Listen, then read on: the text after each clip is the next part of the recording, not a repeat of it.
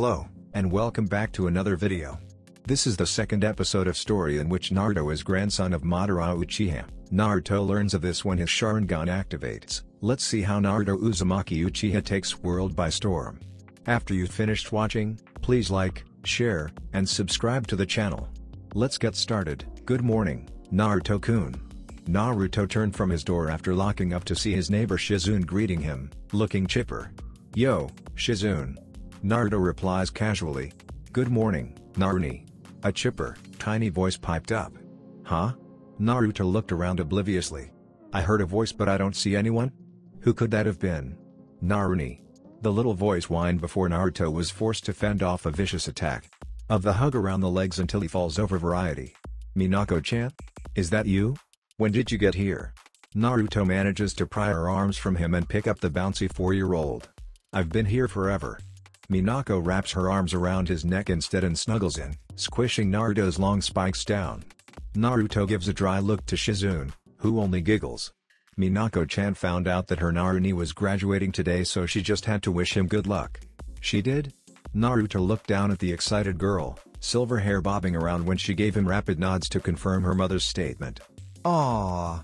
Naruto teases, making the girl blush and bury her head into his shoulder again. From behind Shizune, a male voice makes itself known. Yo, Naruto. Naruto nods at him. Kakashi. The old bat gave you both today off? Hokage-sama gave us both today off, yes.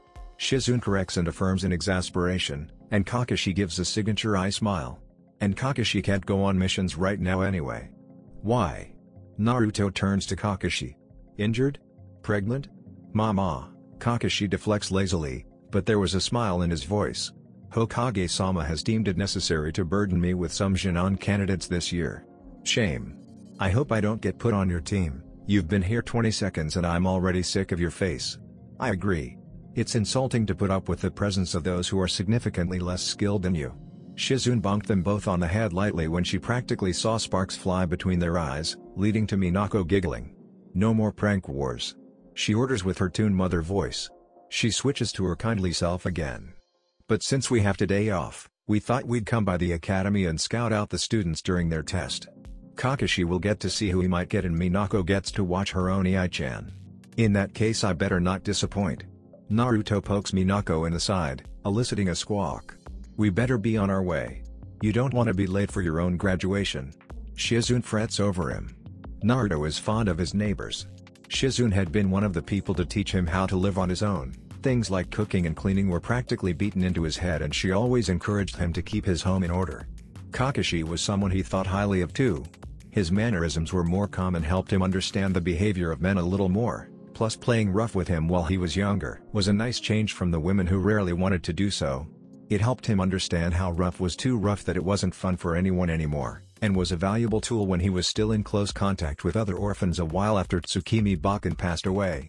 Fighting was one thing, but playing rough was something different when you wanted to make friends or interact with little fragile people like Minako. Plus, he couldn't go everywhere being stinky and unclean. Kakashi told him it would be a good idea to groom and recently taught him how to shave. I'm sure it will be fine. Naruto is dismissive but does lead on to the academy, Minako climbing onto his shoulders unassisted. Giddy up. Mush. Minako orders imperiously. Yes, Minako-heim. Some of you are here to make your family proud, and some of you are here because you have something to prove. But today, you're here to let yourselves and all of Konoha know that you are worthy of serving beside the finest shinobi in the world. Tsunade finished her speech and the teachers clapped, followed by students and parents. She steps down from the podium and Naruto admires the bounce to her chest with every foot down. He hoped no one noticed him ogling the Hokage. He looks at Kakashi, who is smirking at him while clapping. Damn. There is about half an hour of mingling while some of the teachers set up the outdoor tests. Open field shuriken jutsu ranges are set up as well as a large taijutsu ring. Most of the students head in to chat to each other instead of put up with their embarrassing parents. Naruto is watching it all and basking in the sun rather than head in just yet, and Tsunade decides to approach him. I'm looking forward to seeing what you can do today, Naruto. I hope my decision to let you study and train on your own was a good one. Naruto carefully looks her in the eyes and not an inch down. He didn't want to get caught by the subject of his indecent observation. You won't be disappointed. I'm stronger than anyone else in my class. Of that he had no doubt. teachers included. Then your confidence won't be unearned then. Tsunade smiles at his bravado. She turns to face Kakashi and Shizune, who had just finished talking with some civilian parents. Her smile becomes almost motherly at the sight of Shizune holding the squirming child. She turns her attention to them and Naruto heads into the academy. Tsunade-sama. Kakashi and Shizune greet in unison, giving a respectful half-bow. I see you decided to see who you'd be sending back to the academy this year. Perhaps I'll be unfortunate enough to have a good batch instead. Kakashi jokes back dryly and Shizune pinches him for it. Tsunade smiles, though her attention is still drawn to their child. And here's a little munchkin. Tsunade leans in as preparation to issue the cute child with affection, wanted or otherwise. Minako snuggles into Shizune, hiding her face momentarily. Shizune tries to coax her out to say hello. Mina-chan, Tsunade-sama is talking to you. What do you say when someone says hi? A small, cold shiver works down Kakashi's spine. Kakashi looks up slowly to the small stairwell Naruto paused on before he stepped into the academy. The boy wore a smile. One of nightmares. One of pure evil. He turns back around and walks through the door. The Jonin's stomach dropped and he turned slowly to his daughter. Her face peeks out after watching Naruto look back at her and seemingly received a transmission of confidence from him. Tsunade-bachan. Minako chirps up at her. Kakashi's heart stopped. Shizune's jaw dropped. Every other parent and family member in the courtyard is looking at them now. That little boss, aren't you adorable? Tsunade-sama gushes and scoops Minako into her arms. Simultaneously, every person in hearing range gave the same reaction. My mom was getting clan stuff done yesterday at Hokage-sama's office, and guess what? What is it, Ino-chan? The little voice could be mistaken for a whisper. You know that Naruto guy? The tall one who's never here? He gets to sit the Junon exam. He got to skip academy while we all had to suffer doing this boring junk. Ino throws her hands up in the air, clearly frustrated. Naruto-san had been coming to the academy for the last 2 weeks, and while there was no chance that he would get Rookie of the Year by any means given his attendance record, some of the boys were frustrated that someone who was away so often was effortlessly defeating them in taijutsu spars and class activities. Even Sasuke-san couldn't hit Naruto, but at least the former never complained openly and came back at Naruto with more zeal every time. Oh.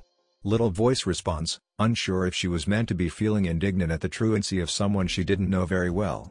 I don't think that Naruto-san needs instruction, you're so lucky, Hinata. Ino interrupts and slumps back into her seat in a mood flip, face sitting atop her forearms with an overdramatic frown.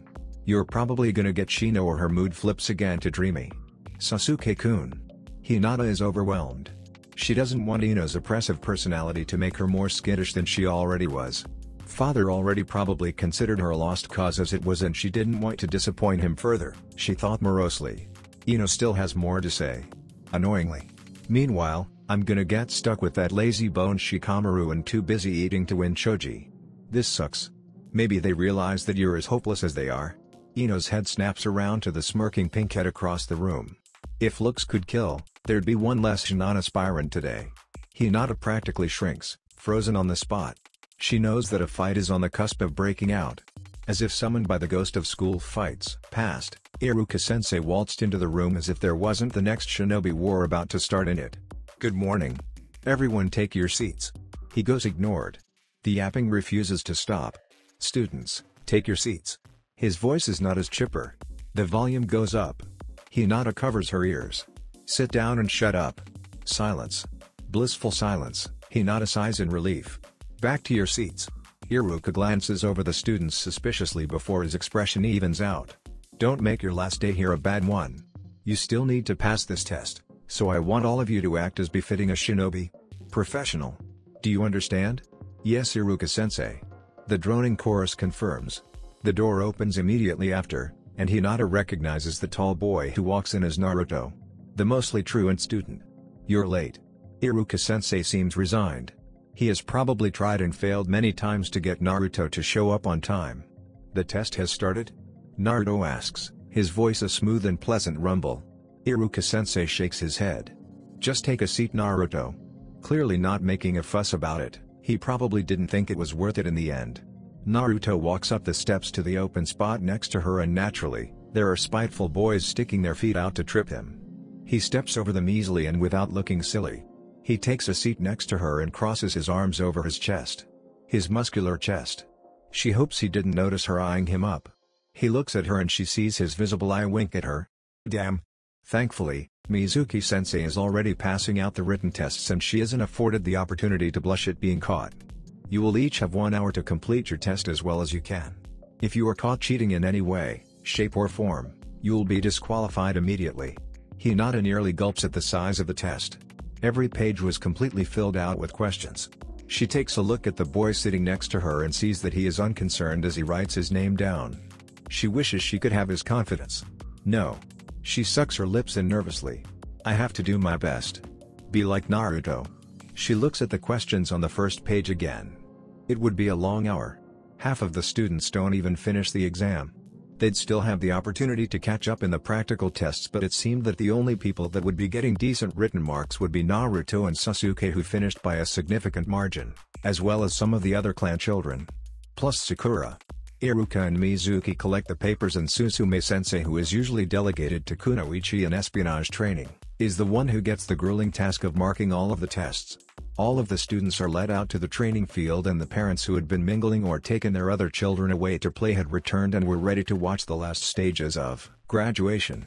I don't recognize the tall one, did he fail last year? Nara Yoshino asks, standing in a group with her fellow Inoshikacho matrons and other mothers. Shizune huffs at the rude question and Kakashi nearly rolls his eye. Ma, that's Uzumaki Naruto. Tsunade-sama gave him special permissions to train on his own since students aren't allowed to graduate early anymore. Kakashi answers instead. He must be very skilled then. Yoshino replies with a somewhat dubious tone. Kakashi smiles and replies, preventing Shizune from saying something. I'm sure we'll get to see shortly. He claps politely on seeing a civilian student get an above-average score, along with the rest of the parents. And they do. Once Sasuke displayed his own impressive shuriken jutsu, Naruto was quick to match his perfect score shortly after. Go Naruni! Minako cheers joyfully. There was a smatter of laughter and another round of polite applause. Next up is ninjutsu. Iruka leads the students to a more open area, and the parents shuffle along the boundary of the children so they could all watch clearly. The students come forward in the same order they were called previously, and Shizune has something to say about one particular candidate. She has remarkable control for someone so young. She comments admirably. Haruno was it? She could make a medic nin if she trained some more. A pair of civilians beam at the praise of the daughter. Uchiha Sasuke.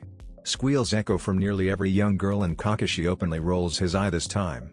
Sasuke makes 2 perfect clones, performs an unusually fast substitution and follows with an impressive transformation into Iruka. Not bad. Kakashi gives his own comment. The kid was pretty good at the jutsu provided by the academy at least. It was hard not to see the prodigy that was Uchiha Itachi in him, even though he knew it wasn't fair. Kakashi wondered what kind of potential he had, and how far he could have come under the guidance of people who could teach him better than what he was currently receiving. Kakashi doubted anyone besides Sasuke's own family could have taught him to use his gifts. Uzumaki Naruto. Naruto steps forward, ignoring the jeers from his male peers. Bunshin no Jutsu. As Kakashi expected, Naruto provides 2 perfect clones of himself. Kawarimi no Jutsu. Also as expected, Naruto casts his jutsu at the same speed as Sasuke. There is a foreboding pause before Naruto uses his next jutsu. Henge. Kakashi's eye nearly pops out its socket. Ah! An erotic moan cuts through the silence. Wherever did my clothes go? A stunning, young woman with silky black hair that reached her ankles revealed herself, and wisps of smoke are the only protection of her modesty there is. Nosebleeds and blushes erupt all around the crowd. Nice Naruto. Kakashi hollers his praise, giving an inspirational thumbs up before he and every other man in his situation are promptly put in their places by furious spouses. Uzumaki Naruto. Shizune's voice was like death calling, sending shivers down the transformed boy's spine. Iruka plugs his nostrils with his fingers. You idiot. Don't use perverse jutsu like this. I should have known. Tsunade, who had been mostly silent thus far, slaps her forehead in exasperation. Of course a young boy left to play with jutsu on his own would do something ridiculous like this. The crowd calms down and Naruto dispels the transformation, although glares from every female including the Hokage are enough to keep him behaved for the moment. He transforms into Iruka flawlessly, and it is the concluding jutsu of the exams. Next is Taijutsu. I hope you've all got energy left for this one. Most of the fights are pathetic to say the least. Even a pair of the famed Inoshikacho trio children aren't happy to engage in a taijutsu spar. Shikamaru throws Lizzie unenthused punches at Choji and Choji barely deflects them at all. It could be suspected by any observer that they only put up the display at all was because their mothers were watching. Honestly, that boy. Yoshino gripes and Choji's mother also gives an over-the-top sigh. The boys are rewarded with poor marks. Kiba and Shino provide a more interesting matchup, something their mother and father respectively seem happy about. Your boy is as gifted as you were with your clan's signature style. Aburama Shibi compliments after said boy defeats Shino. He's got the vigor for it. Tsume agrees with a proud smirk. But he really needs to learn not to just throw himself around like that.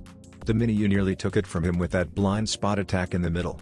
Goes to show brains matters just as much, huh? Shibi nods in agreement, silently impressed that his son had the will to fight even knowing he was outmatched. Uchiha Sasuke and Uzumaki Naruto. Step forward please. Both students form the seal of confrontation before moving into more comfortable positions.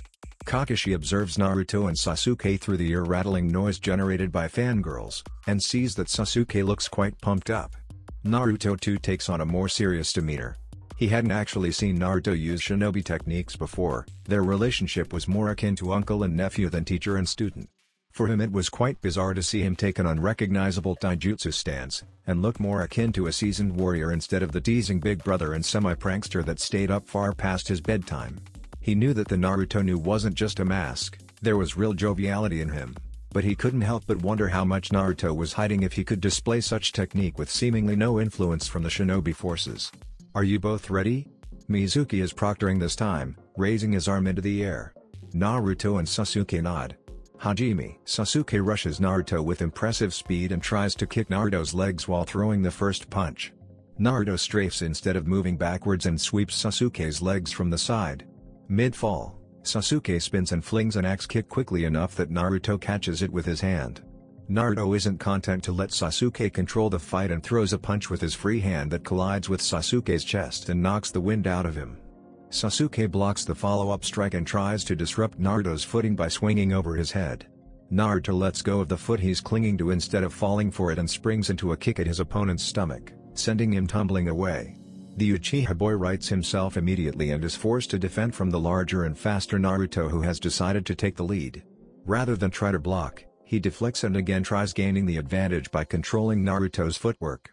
The other boy is quick meet every retaliation kick with steady leg blocks. This is not two students fighting. Kakashi is floored by the speed and skill. This isn't even two Genin fighting. Sasuke strafes and dips low. He goes for a strong kick to get Naruto in the air but it doesn't work on the faster boy. Naruto reeled back instead of blocking and attacks as Sasuke reaches full extension. Sasuke does a push-up and thrusts another kick too which is pushed away roughly enough to flip him and expose his chest. A powerful kick is the greeting for it, sending Sasuke rolling across the ground again. The academy teacher seems content to merely watch on as the spar gets rougher. Naruto has yet to take a hit but Sasuke still seems to have energy despite the strong blows. You've gotten stronger, Sasuke. Naruto grins, looking quite pleased and the seriousness bleeds away. Come at me. Let's dance some more. Sasuke throws himself into a high-speed flurry and kicks, punches and deflections. Naruto's hair billows as the pace of the fight continues to climb, and he answers every strike faster and stronger than Sasuke can match. Sasuke's face gets red from exertion and Naruto is happy as escalate. The shorter boy's form begins to deteriorate but keeps up his vicious assault with cry of adrenaline-fueled vigor. Unreal. Tsume utters beside them. She is as stunned as he is. Those boys aren't anything to scoff at. Kakashi mostly ignores it, his eye as wide as he notices one thing that he doubted the others had yet. Sasuke's steam was running low but he seemed to be reacting better than before. His moves are more efficient despite being tired and is doing better at defending from Naruto's blows than before. He is too tired out to attack effectively but his movement was more fluid. He immediately realized what had happened when the glint of Sasuke's eyes was revealed. This spar has gone on too long. Shibi disapproves, probably having caught on as well. It is unusual that this is allowed to continue. Kakashi silently agreed with the assessment. It had escalated too far if it could incite a change of that magnitude in Sasuke. It could be the emotional frustration at losing or being pushed harder than he had ever before. But there would be people pleased with this development. The instructor Mizuki seemingly comes to his senses once everyone else has caught on to the change, and calls out the result. This spar is over. Uzumaki Naruto and Uchiha Sasuke receive full marks. Sasuke slumps instantly, having been drained of all his stamina. Cheers erupt at the display of taijutsu prowess. Unsurprisingly, no one had expected to see that when they came here today. Naruto walks over to Sasuke while the girls crowd around the fallen boy. He at least gets a clear view of Sasuke's face. "I guess I should congratulate you, Sasuke." The panting boy manages to get a look at Naruto through the fangirls blotting out the sun around him. Naruto pays no heed and sticks out two fingers. The start of the sign of reconciliation. Sasuke takes them in his own without thinking, and is pulled to his feet. Along with two helpful females. Naruto pulls out a kunai slowly and angles it squarely for Sasuke. The boy looks at the reflection of his eyes in stunned disbelief before he collapses again. "Oh no! Sasuke-kun." Most of the attending adults exchange their own looks of disbelief. Much time is wasted as they discuss the happenings of the fight and the noise level steadily increases. Iruka is quick to rush over with a bottle of water. "Drink it slow, Sasuke-kun. We don't want you throwing it back up again." Sasuke nods placidly, the most cooperative he'd ever been for Iruka. Said teacher looked over at Mizuki with a questioning look, clearly wondering if the other instructor was up to something but decided to leave it for later. Shizune naturally head over as well and bullies the young girls out of the way, using a diagnosis jutsu on Sasuke's forehead. He's perfectly fine, just physically exhausted and a bit battered. Her hands start to glow as she transferred a small amount of chakra into him and provided some first aid to his developing bruises. A younger voice has even more to say. "That was amazing, Oniai-chan. You were all like Fwa. And he was like Blue." And then Iruka and Mizuki quickly tally up the results of the practical exams along with Suzume, who brought out her own. A couple of Jinan who had been tasked with helping out the academy today were the ones to set up a display table with fresh, brand new Konoha headbands. The blue fabric didn't have so much as a speck of dust. Generally exam results were kept private, but seeing as a considerable amount of clan children would be participating in the graduation, it was decided that a spectacle would be made out of it to help provide motivation to students who didn't pass, and show parents who weren't as keen on the shinobi business as clan parents were what was required of their kids to help guide them better. Students who didn't pass the exam would be held back and provided a same-day retest, and if they failed their second attempt they'd be brought in with their guardian to determine if they were to stay another few months to get them in fighting shape or have them drop out entirely and pursue conventional civilian education. Never let it be said that Konoha doesn't give ample opportunity for growth in its walls. Although today's display may have the opposite of the intended effect. Seeing a pair of boys outclass them in such a way might dampen one's motivation and stop them from being shinobi at all. The aggressive and unnecessarily violent spar was eye-opening for some. But seeing as it was the last spar of the day, hopefully the graduates would be encouraged to work harder. Or at least have their parents make them work harder. "Uchiha Sasuke, step forward please." The exhausted Uchiha stand to attention in front of Iruka. "Today you have proven to yourself and Konoha that you will be an excellent and worthy addition to our shinobi. You receive the title of Rookie of the Year, for your dedication. Congratulations on becoming a Jinan." Claps sound all around and enthusiastic cheers come from a cooing squad of girls. "Hooray for Sasuke-kun!" Ino and Sakura shout in unison before glaring at each other. Sasuke ties the forehead protector around his head and takes his seat again quietly. This time, he is right beside Naruto. "Uzumaki Naruto. Step forward please," said boy stands and his spot on the ground is taken instantly by a dog pile of frothing fangirls. "Naruto." Iruka starts with a smile. "I'll admit that I didn't expect what we got out of you today, but I see that Tsunade-sama's intuition has proven right again. Wear this with pride, and welcome to the forces. I know you'll make a fine Konoha shinobi." "Thank you." Naruto answers politely and ties up his own forehead protector. Thankfully for him there is plenty of free space this time. There is applause for him as well. "That concludes your graduation. I am honored to have taught such fine young shinobi." Iruka is soft-hearted, and can't help the wide and proud smile. "You've only got one day left, I swear. Come back tomorrow morning for your assignment to your Jinan squad." Naruto is accosted by the people he arrived with. "My goodness. When were you going to tell us you could do that?" "I wasn't." Naruto replies honestly, adjusting his headband to try and get a good fit. "Didn't think that it mattered." "Well," Shizune huffed, holding her sleeping daughter and being careful not to raise her voice too much. "Iruka-sensei wasn't lying. You're going to make an excellent shinobi if you keep that performance up. It's kinda weird that Mizuki-sensei had it go on for so long though, but it's cool that Sasuke got the Sharingan." Naruto ponders thoughtfully. Indeed it was. Kakashi smiles, but his thoughts are also along the lines that the spar was allowed to continue. Well, time for my celebratory ramen. Naruto puts his hands behind his head and meanders in the direction of Ichiraku's. Ma, why don't you wait a second? I'll treat you. Kakashi halts him and Naruto looks at him questioningly.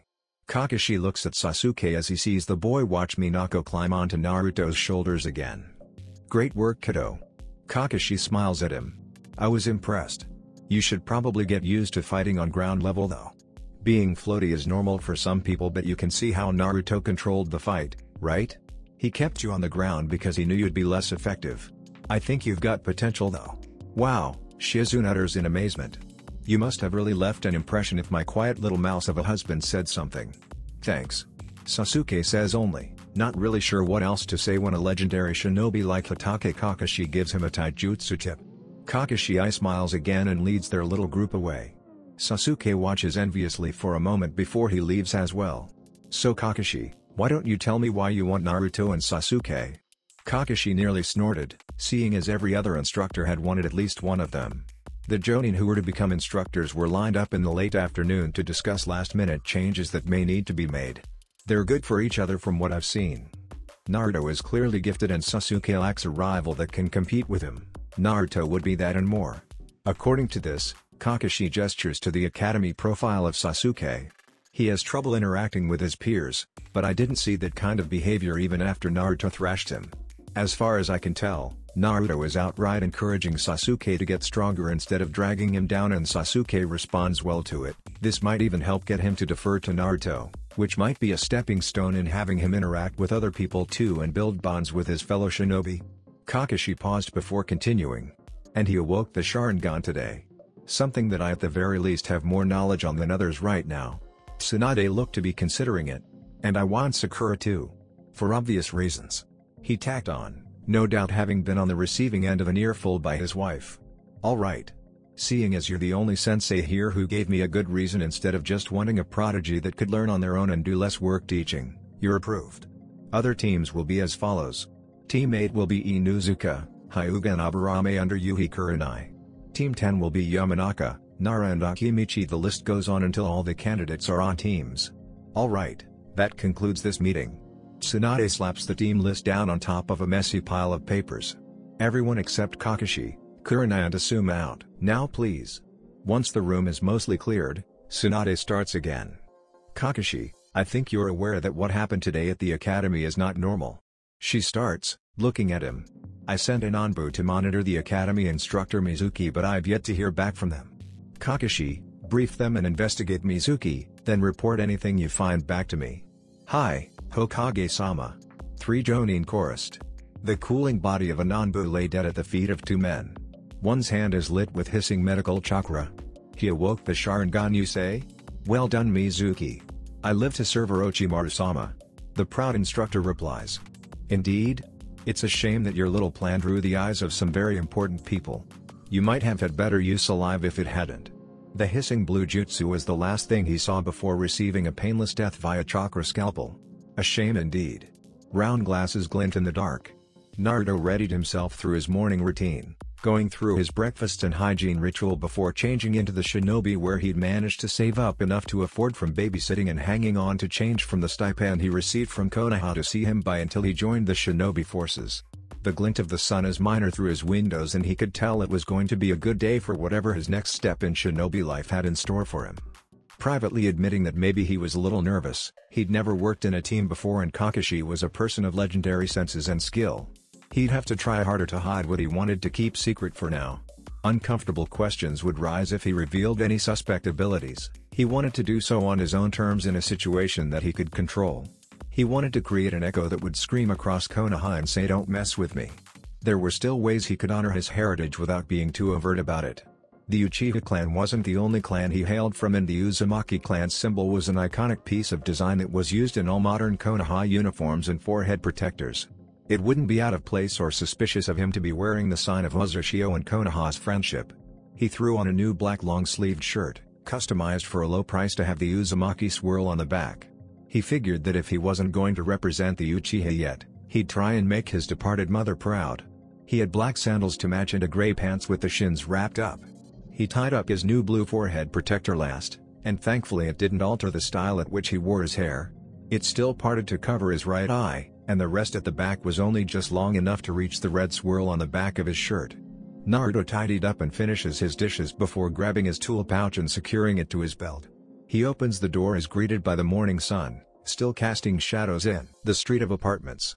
His senses told him that Kakashi was still in next door and that his chakra was still and unwound, likely meaning that he was still asleep. He pitied the team that got him as their sensei. The Uzumaki boy begins a slow trek back to the academy and decides to practice his sensing on the way. He could accurately determine the number of people nearby, the levels of chakra they had, the rhythm of their chakra to determine if they were resting or under genjutsu and how strong their chakra was, which he could to some degree sense what chakra nature they possessed. But as with all things, there was room for improvement. One of Madara's lessons was how do you take what you know to the next level? It was all well and good being gifted with abilities, but what good were they if they could not be taken to a degree that made them functionally better, as in the case of his mind's eye of the Kagura sensing ability. It was said to be an extraordinary and multi-purpose sensing technique, and yet Naruto could barely sense 20 meters down the street before everything got fuzzy and inaccurate to him. He admitted to neglecting his training in that regard and resolved to do better with himself. He couldn't always make excuses by only training the things he found most interesting and got the best results from doing. Even though it was boring, Naruto thought about a phrase that got passed around a lot when in the orphanage: nothing worth having comes easy. He immediately bumps into someone when he closes his eyes for a moment to focus. Trying to see without your eyes was quite the challenge. "Pardon me," Naruto says to the back of the woman he knocked slightly. "It's fine," the woman replies, her voice having a distinct maturity to it. "But you should probably walk with your eyes open, ni? The risk of embarrassing myself helps me improve my sensory abilities." Naruto gives his poor excuse and hopes it's enough to deflect if she's actually upset about it. She cracks a smile, and Naruto counts it as a victory. "A censor, huh?" The man with her speaks up, sounding surprised as he plucks a cigarette from his mouth. "Sounds like your sensei got lucky. I'm Kurenai, and this is Asuma." The beautiful woman introduces. "We're on our way to the academy to pick up our new teams. I think Asuma is bitter that he didn't get you." "I am not." Asuma protests, though he seems amused. "And I don't think there was a chance anyway. I get the Inoshikacho trio, as is tradition. Most of the teams were made up before the graduation anyway, but things had to be discussed to account for dropouts and latecomers." Kurenai reveals, apparently not seeing any need to be secretive with the information. "She's bitter that she didn't get you either." Asuma clearly fibs. "Ignore him," Kurenai says even as she elbows him in the ribs. "Don't tell me that I got Kakashi then?" Naruto surmises that there aren't many options left. He wasn't ignorant to the fact that as someone who was relatively high profile in the way of genes and thus far displayed performance, someone like him wasn't going to get an unproven sensei who lacked the knowledge to help him reach his potential. The higher-ups didn't know that Naruto knew of his heritage, but if he could turn out even half as strong as his father who was the Hokage, then clearly it would be a good investment to give him a talented and powerful teacher. The way Kurenai and Asuma exchange amused glances gives it away. Naruto sighs but doesn't complain. Even a tardy teacher can be a good one. "Well, sorry for bumping into you, but I should set an example to my sensei by showing up on time." Naruto excuses himself, leaving the pair of jonin to chuckle at his back. The sensei exchanged a look. "Did you feel his chakra?" Asuma asked lowly. He was no censor, but being close enough to anyone using a jutsu could give off the feel of their inner power. "Yes, it's insane. He has to have nearly as much chakra as Kakashi, and nearly as strong too. Is that even naturally possible? He's 12. His mother was the same." Asuma comments, idly recalling the story of how only a member of a certain clan could have chakra potent enough to suppress the strongest of all the Baijuo. His father was no slouch in that department either. "I don't think Kakashi has come close to that level, and he's older now than Yondaime-sama was when he passed." Still, Kurenai thought on how dangerous that kind of potential could be in the hands of an enemy manipulator. Kakashi really is the only choice to teach him. "Yeah." Asuma agrees, taking a drag of his cigarette. If he were younger, he'd try to bluster and a reason that he could be the teacher of someone like that. But Hatake Kakashi was on a different level. Elite among elites, and seemingly only better now that his mental state had evened out. Kakashi was the only person who could teach and protect a unit of prodigies while they were developing. Regardless of what anyone wanted, Naruto could only be taught by Kakashi. Naruto doesn't savor the glares from both the girls and boys as he steps into the classroom.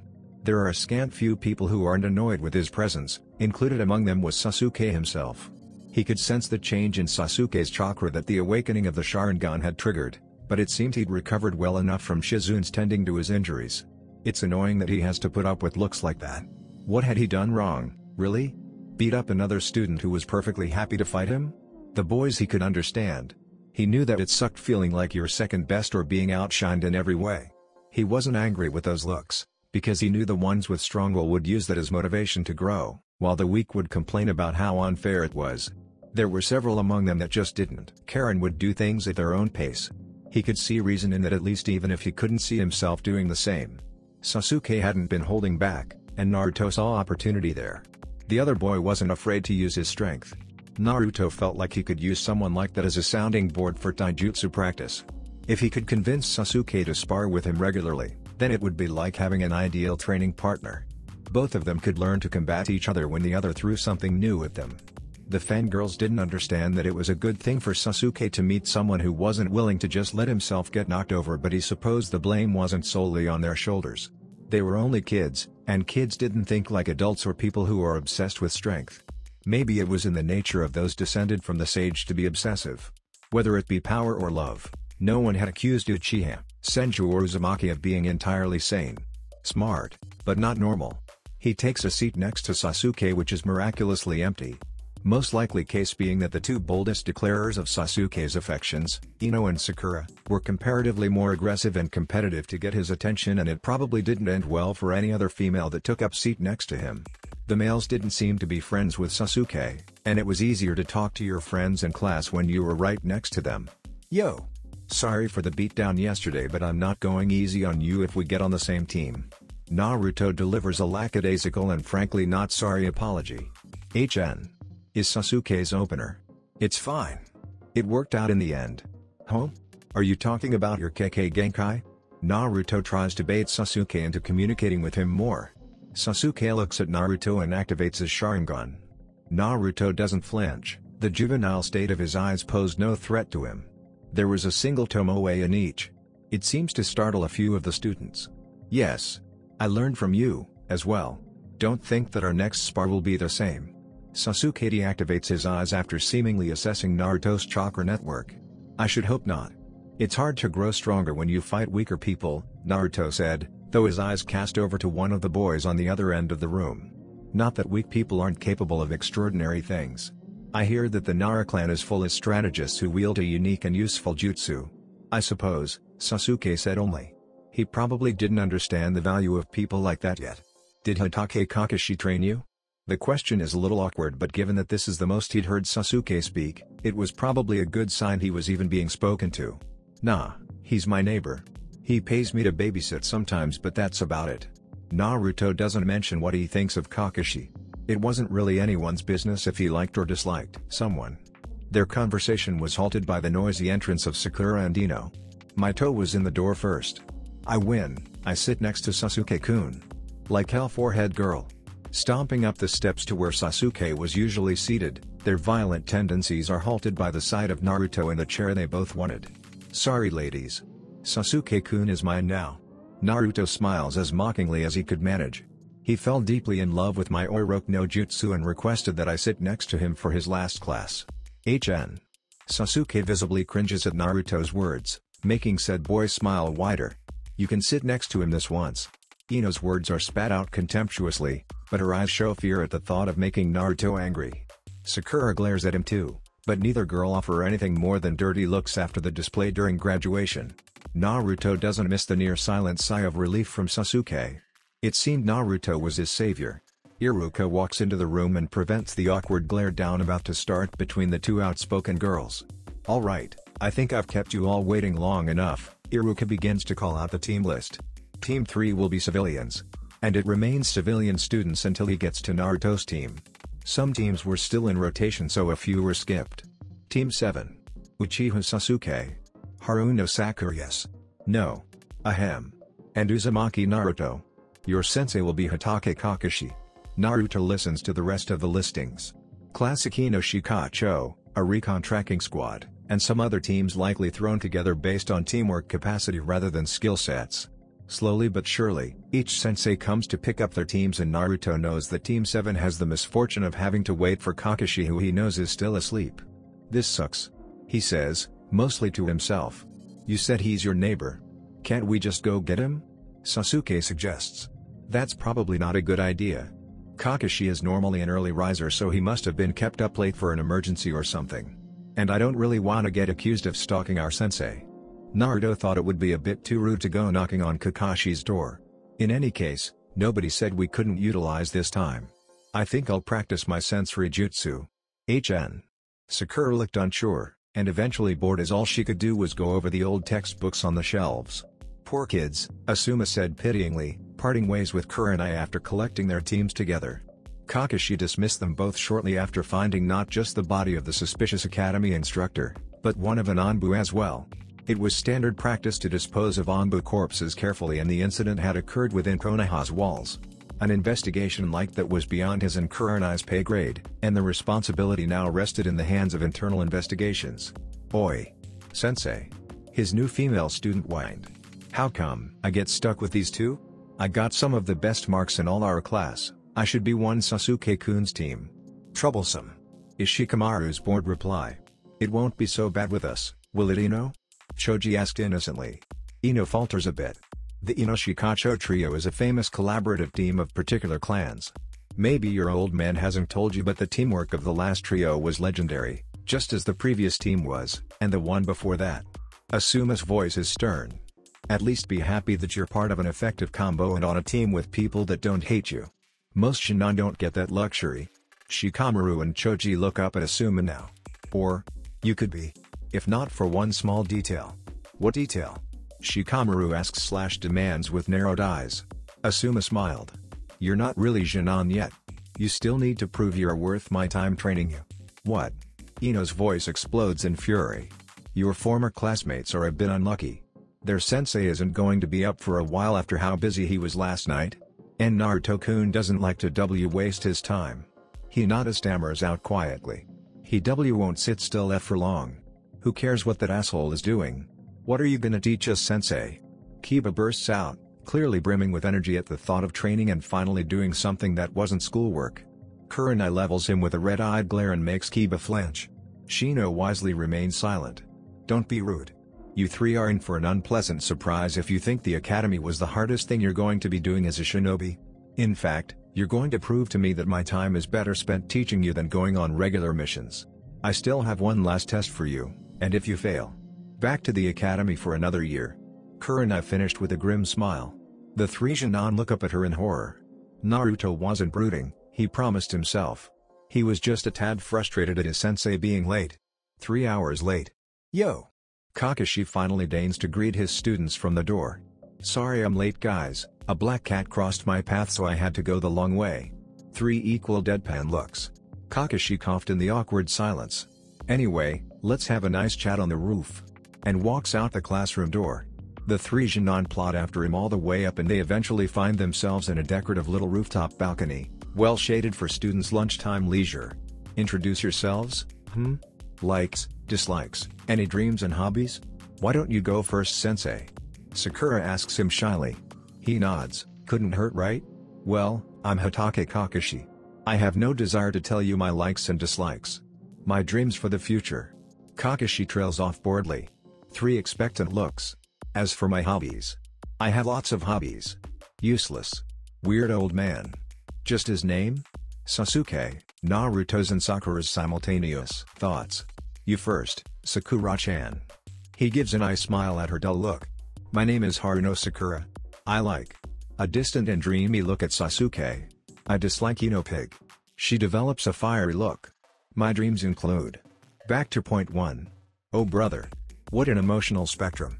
And Kakashi, Naruto's and Sasuke's thoughts were all unexpressed outwardly and remarkably similar inwardly. Well, Naruto starts off, shaking off his dry reaction. "I'm Uzumaki Naruto.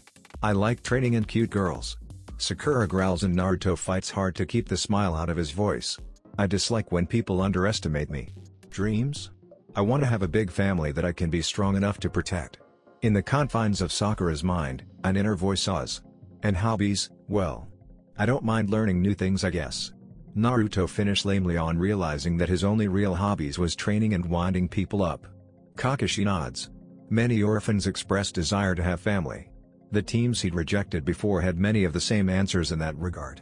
The devastating incident 12 years ago had left early scars on Konoha's youth. How about you, Sasuke-kun? Anything to share with the team? Uchiha Sasuke. I don't like or dislike much. My goal. I wish to restore my clan. His mood shifts slightly darker. And to kill a certain man. Scary. Sakura thought, gulping a little. She didn't know Sasuke-kun had such ambition.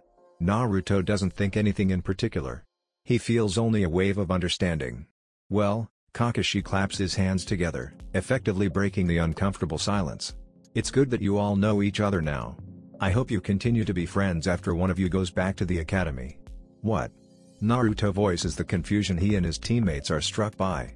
Kakashi jiggles two bells tied to a hoop on his pants. I don't really have the time or desire to train 3 needy students. We're going to have a little survival test, shall we say? You 3 are gonna try your best to get these bells from me, and the one of you who doesn't manage to get one. Bad luck. Kakashi is entirely too jovial. Sakura jitters in place, obviously scared at the thought of competing with Sasuke-kun and Naruto. They won't hesitate to fight me for a bell. She thought in panic and looked at Naruto. I have to trick him. There's no way I can't be on Sasuke-kun's team. Meet me at training ground 7. Alright. You 3 have until sundown to get these 2 bells from me. Ready, Kakashi begins a markdown. All 3 Genin tense. Set. Go. Sasuke and Sakura run into the bushes surrounding the grounds, but Naruto leaps into action immediately. He challenges Kakashi with vicious punches and kicks, all of which are blocked as easily as the Jonin breathed. Already? I thought I'd be able to get some reading in before you started. Kakashi complains as he flips Naruto over his head. The younger male is extremely aggressive and quick. Kakashi is even more impressed than he was the day before. Naruto's speed was nothing to flinch at, and his form and strength could rival other skilled taijutsu users in the village. Unfortunate that Kakashi was not a Chunin, or even a normal Jonin, because he blocks and meets Naruto's every blow evenly but doesn't push the offense, making it clear who was stronger between the two. Naruto lands deftly and pulls out 2 shuriken, throwing them just right of Kakashi's center, and attacks his left with kunai in hand. Kakashi catches the shuriken on a finger each without moving from his spot and throws them back immediately. Naruto deflects, catches one of the shuriken before it lands on the grass and flicks it at Kakashi's neck within a foot of it. Too slow. Kakashi is all too happy to tease. He grabs Naruto's kunai hand and uses his strength to pull Naruto forward and his kunai into the shuriken. It pings off the kunai before it lands and drops sadly onto the ground. With a strong grip on his arm, Naruto uses his legs to climb up Kakashi's torso as if rappelling up a cliff. With his spare hand he launches a wicked punch at the top of Kakashi's head while making a stomping motion with one foot, aimed at his hip. Instead of catching it like Naruto predicted, Kakashi lets go of Naruto's arm, which causes him to float for a moment. The silver-haired man grabs Naruto's leg instead, whirls him around and tosses him into the bushes at high speed. Naruto doesn't leap out to challenge him again. Maybe Sasuke and Sakura will give a better challenge? How am I supposed to get a bell if Naruto can't even hit him? Sakura is on the cusp of a panic attack when Naruto lands roughly next to her. Ow! You're giving away my spot, Sakura hissed at him. Naruto scowled. At least I tried to get a bell. You just gonna lay here all day? At least I tried to see how much of a chance we have. I'll have a better chance than you if I wait for him to come to me. The tall boy considered the chance of capturing Kakashi by leading him into a trap, but saw a flaw immediately. We're the ones that need to get the bells. Not the other way around. We? Sakura's whisper is mocking. Already giving up and begging for my help? Naruto's lips curl into an annoyed sneer. We'd have a better chance against a damn Jonin, and I don't want to go back to the academy, do you? Sakura made her own consideration. If she could get both bells, she could just give one to Sasuke instead of Naruto. Fine. We'll try once. Sakura looks trepidatious as she readies to get to her feet, but Naruto pulls her back to the ground. What now? Naruto nods forwards through the bushes. Look. Sasuke's going for the bells. Let's watch and make a plan before we strike. They watch as Sasuke throws a kunai from Kakashi's other side. The kunai cuts through a rope and sends multiple more kunai from a spring wire trap out of the trees. Guess he wasn't idly watching. Naruto approved, spotting Sasuke's Sharingan, which probably helped the precision of the throw. Sharingan out already? Kakashi calls him out on it too. Sasuke doesn't wait for Kakashi to dodge the kunai before engaging him in taijutsu. His attempt isn't as fast or spectacular as Naruto's, but he seemingly maneuvers Kakashi into standing still for a second. He weaves hand signs before Kakashi turns around. Kaden, Gokaku no Jutsu. A Jonin using a Kaden jutsu? Kakashi could feel the impressive chakra emitted. Sasuke watched as he cooked the Jonin, but his wishful thinking is deflated by a puff of smoke, showing the Kawarimi no Jutsu. He is immediately thrown around like Naruto was and goes back into hiding. Kakashi is almost surprised when a storm of shuriken are flung at him from two different parts of the foliage. Naruto is behind him and wraps his arms around Kakashi, holding him in place for the shuriken. That is what actually surprises him. Where were the other shuriken coming from? He lets the shuriken hit him, while his real self observes from the branches. He spotted two Narutos, one approaching in tandem with Sakura and the other holding down his cage bunshine. It seemed Naruto knew some valuable ninjutsu as well. Naruto blocks Kakashi's cage bunshine from protecting the bells and Sakura rushed in for the dig. Yes. I have them. Sakura cheers, before they disappear with a poof in her hand. Huh? Too bad. Kakashi's clone dispels in the same way. Not bad. The real Kakashi thought. He wondered if they were starting to catch on. He watched as Sasuke approached his other prospective teammates. We need to work together. We can decide who gets the bells later. Naruto immediately agrees. Kakashi is too strong. There's no way we can fight him alone or 2-on-1. Sakura is all too happy to agree with Sasuke, but internally frets at the thought of Sasuke giving a bell to Naruto. Interesting. Kakashi mutters before finding somewhere else at ground level to stand and wait. Kakashi is leaning against a tree next to a beautiful river when they find him again. You found me. I was wondering if you were going to give up. Naruto appears to be alone but is backed up by 4 other selves. They all rush Kakashi. Kakashi's senses are quick enough to keep track of the real Naruto in a mess of cage bunshine, and takes down each clone swiftly. While he is distracted, Sasuke arrives and attempts another Gokaku while Naruto was still dangerously close. Kakashi internally disapproves of the tactic or putting a teammate at risk. They'd have to do better than that.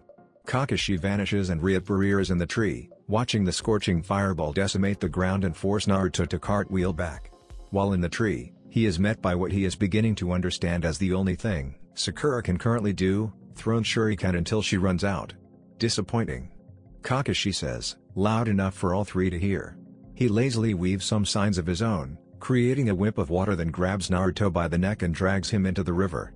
He vanishes again and places Sakura under a genjutsu, causing her to scream at whatever nightmare he'd concocted. Sasuke's eyes roam the opening in a panic and he is suddenly pulled into the ground with only his head sticking out. You 3 are running out of time. Kakashi pulls out a book and walks away. Sasuke is the only one that can scowl at him. Naruto looks like a drowned cat when he reunites with his fellow Jonin prospects. He digs Sasuke out of the ground and dispels the genjutsu that Sakura is under. Kakashi is only using as much power as he needs to stop each of us from getting the bells. He reveals, pulling his wet hair out of his face. He's pushing us to get them, but he's a Jonin for a reason. I don't think there's any way we can actually get the bells at all. And if he wanted us to get them, then one of us would have won by now. Sasuke nods, seeing that Naruto may be onto something. The test probably isn't about getting the bells then. He lied to get us to compete for them. There's a hidden meaning that he's letting us uncover on our own. But what haven't we tried yet? Sasuke asks pointedly. Maybe a plan? Sakura suggests nervously. We keep throwing ourselves at him and it's not working. Naruto nods to the suggestion and offers more of his own input. We all attacked together and it looked like we were getting in each other's way to him. I think we need to show him that we actually can work together, not just that we're willing to. Any ideas? He's just standing there. Sakura offers up a simple plan, but both Naruto and Sasuke were frustrated and beyond caring about how simple it was. The goal was to get Kakashi to pass them, not to get the bells. The sun is getting dangerously low, and the 3 Jonin steel themselves. Their next attack is swift. The remainder of their shuriken are weaved into ninja wire in an attempt to capture him and send a fireball at him. He escapes easily. Kakashi notices that a clone of Naruto is guarding each of Sakura and Sasuke's backs, as well as one for Naruto himself. Clearly a prevention method to stop Kakashi from taking them by surprise at the rear. Every time he dodges, they push him into another trap of logs, taijutsu assault or ninjutsu.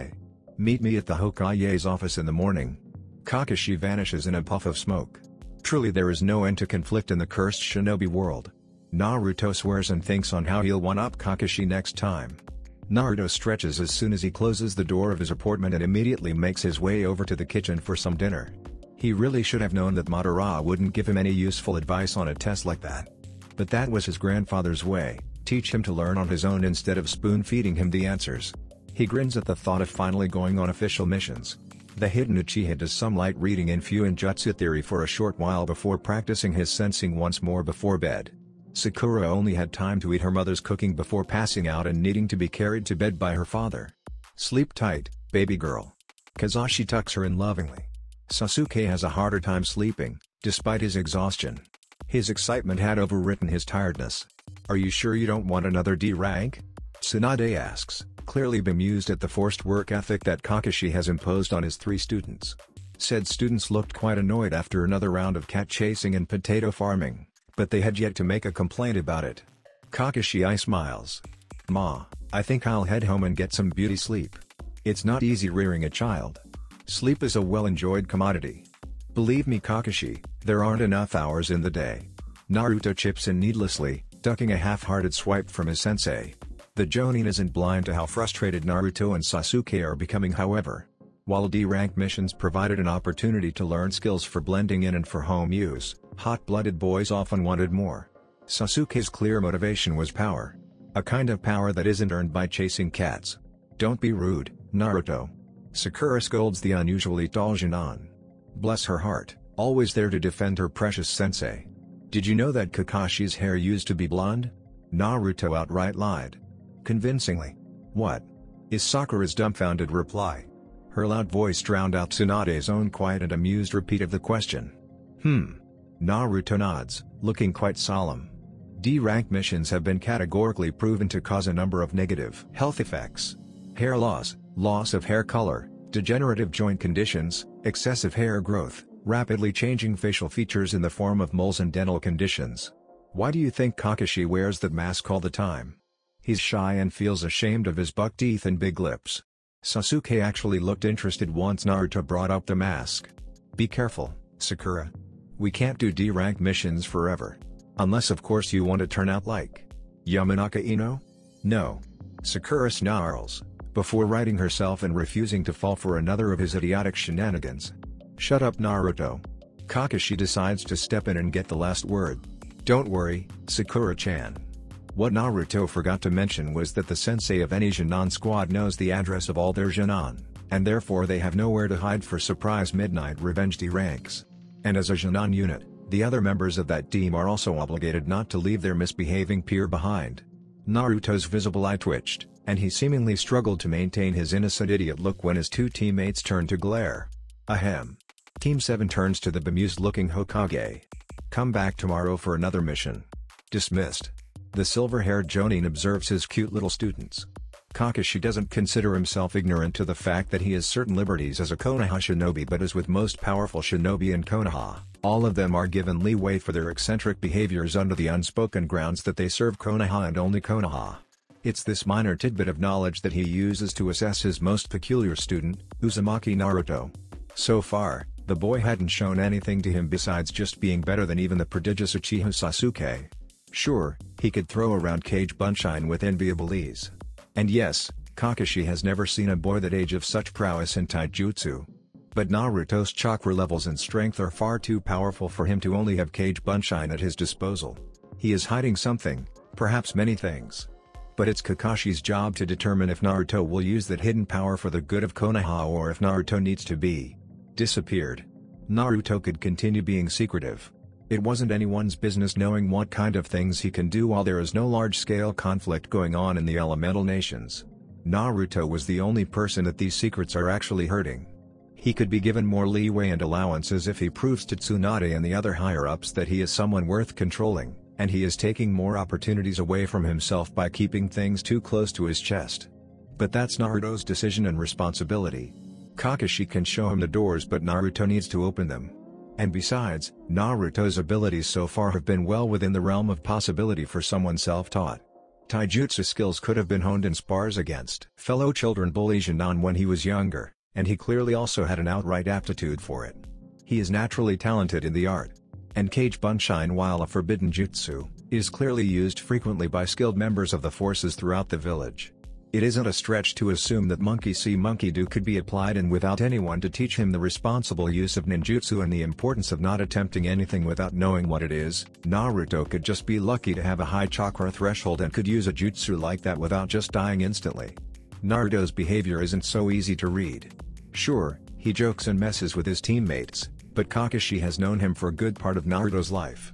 He knows that the Naruto that is seen throughout the village is merely a persona. Kakashi has seen Naruto express actual rage at people trying to pick on him. He has seen Naruto be down in the dumps, which was at its worst when someone he liked died roughly half a year before he'd graduated. Naruto's true personality bled through as rare instances, but it may take a catalyst to see what truly lay under the mask. The spectrum of his attitude may be slightly concerning, but Kakashi feels that he's a good enough judge of character to tell if someone is suitable to be alone around his child, especially in the case of babysitting. It's not too worrying that Naruto keeps to himself. For now, all three of his fresh Shinan suffer through their D ranks as fresh Shinan should. They do their teamwork drills at the end of each mission, something that Kakashi insists upon in order to evaluate how long it will take for them to be C rank ready. Sakura is making the most obvious progress. She is perfectly willing to cooperate with Sasuke and has at least warmed up to Naruto considerably over the course of the 2 weeks they'd been in a team. The two boys are a slightly different story. Naruto and Sasuke are both very independent. They are only going through the teamwork drills to appease their sensei, that much is clear. The whole team is on the cusp of being ready for a C rank, and he can only hope that the information he'd been trying to impart upon them was sinking in. Neither of them like doing drills or learning formations and Jinan class combo attacks when they could be doing their own very vigorous training. It's too deep into their lifestyle to expect either of them to change just from a few lessons in working together, but Kakashi didn't think it would take something catastrophic to remind them to watch each other's and Sakura's backs. Kakashi took a breath and pocketed the book he'd been too distracted by his own thoughts to read. Team 7 had packed up their gardening tools and were clearly waiting for instruction. He takes in Sasuke and Sakura's marginally disgruntled looks and compares them to Naruto. He seems rather unfazed at the menial labor. Kakashi was reminded that the stipend that independent miners received from the village was said to be quite small and that Naruto in truth was probably relishing the increased income. Sasuke has deep coffers to support him and Sakura has working parents, but Naruto needs these missions, which is why they end up doing one once a day. Kakashi hasn't interacted much with the other Jounin sensei since the team was placed in his hands, but he expects that Team 7 has the highest mission count among the rookies. Good work, Team 7. Kakashi offers his praise. Positive reinforcement. I'm deciding to treat you today. To lunch? Is Naruto's immediate inquiry. Nope. Kakashi refuses cheerily. We're going to be doing some combat training. Sasuke expectantly perks up. Come along then, my kawaii Jinan. Kakashi chirps. Time to tire you out proper. Sakura is hit with a sense of foreboding. The team slowly makes their way to the same training ground that was used in their bell test. The Jinan make quiet conversation on the way. Do you think Kakashi-sensei wants us to spar? Sakura asks nervously. Probably. Sasuke replies, almost completely insensitive and uncaring to Sakura's clear fear. Sakura-chan. Kakashi catches her attention with a mild stern inflection to his voice. You can't get any better at fighting if you don't practice fighting. I need to make sure that you're ready for more difficult missions. The boys will go easy on you, but I expect you to do your absolute best. Alright. Her reply is tremulous. And besides, I said combat training, not just sparring. I'm sure you three can team up against me and do better than last time. Kakashi makes it quite clear in his voice that there would be consequences if they didn't, especially after all their teamwork training. Kakashi makes a show of putting on a sigh, and hopes inwardly that his cute Jonin have learned what he has been teaching. Sakura winces as she watches Sasuke get pummeled into the ground again. She wants to get up and cheer Sasuke-kun on, but stacking some sparring with the boys on top of the Jonin vs Jonin exercise they'd started with, has left her barely able to move. All she can do is sit against the tree trunk, patting down the sweat and silently hope that Sasuke-kun beats that infuriating Naruto. Unlike the previous team training sessions, Kakashi-sensei is permitting the use of ninjutsu and genjutsu. Sasuke hasn't had much opportunity to show anything off with Naruto hounding him with his superior taijutsu ability. Oh, how she wondered at what kind of powers Sasuke was keeping secret. The mystery just makes her to know more. She starts as Sasuke leaps to his feet and tries to get away from Naruto. Naruto seems surprised as well. Sasuke is puffing and doesn't take his Sharingan off Naruto for even a second. The intensity makes her slightly nervous. Kakashi-sensei also watches beside her and gives a thoughtful I need to keep my distance. Sasuke thinks to himself, acknowledging that he can't make use of ninjutsu or genjutsu while Naruto is in control of the fight. Naruto is too quick for Shuriken Jutsu alone to work, but maybe he could. He weaves through several signs that are ingrained in his memory and lands lastly on a tiger seal. Katen, Gokaku no Jutsu. Sasuke blows out a fireball twice his size and sends it flying in Naruto's direction. The flames burn the grass as it sails through the air at speed, but there is enough distance that Naruto can run to the side without challenging the fireball. Naruto already has 2 shuriken in his hand and throws them while flanking. While running, he weaves a few seals of his own. The 2 shuriken multiply and become 20. They clang off of each other in the air, making their flight path unpredictable, but thankfully Sasuke's Sharingan is able to determine where they are going and what direction to move in. Naruto is lured to one side, he seems to be waiting for the next play. Sasuke weaves through several hand signs again and fires off another of his clan's signature jutsu. It flies across the field and looks about ready to intercept Naruto before he can throw another efficient volley of shuriken.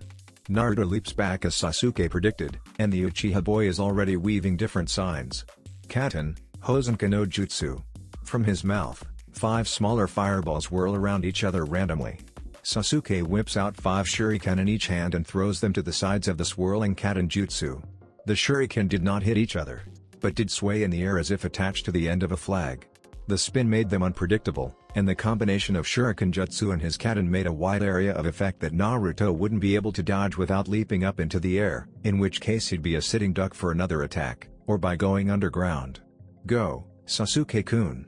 The impressive display invigorates Sakura's spirits and she cheers for her beloved teammate. Kakashi readies into a position to assist if Naruto isn't able to dodge, but pauses as he senses Naruto's chakra swell. He observes Naruto use only a single sign, but the amount of chakra infused is enough for him to brace. Sakura-chan, I'd get behind the tree if I were you. Not bad. Naruto thinks it's annoying to hide his abilities, but throwing shuriken wasn't going to work in the grand scheme of the fight.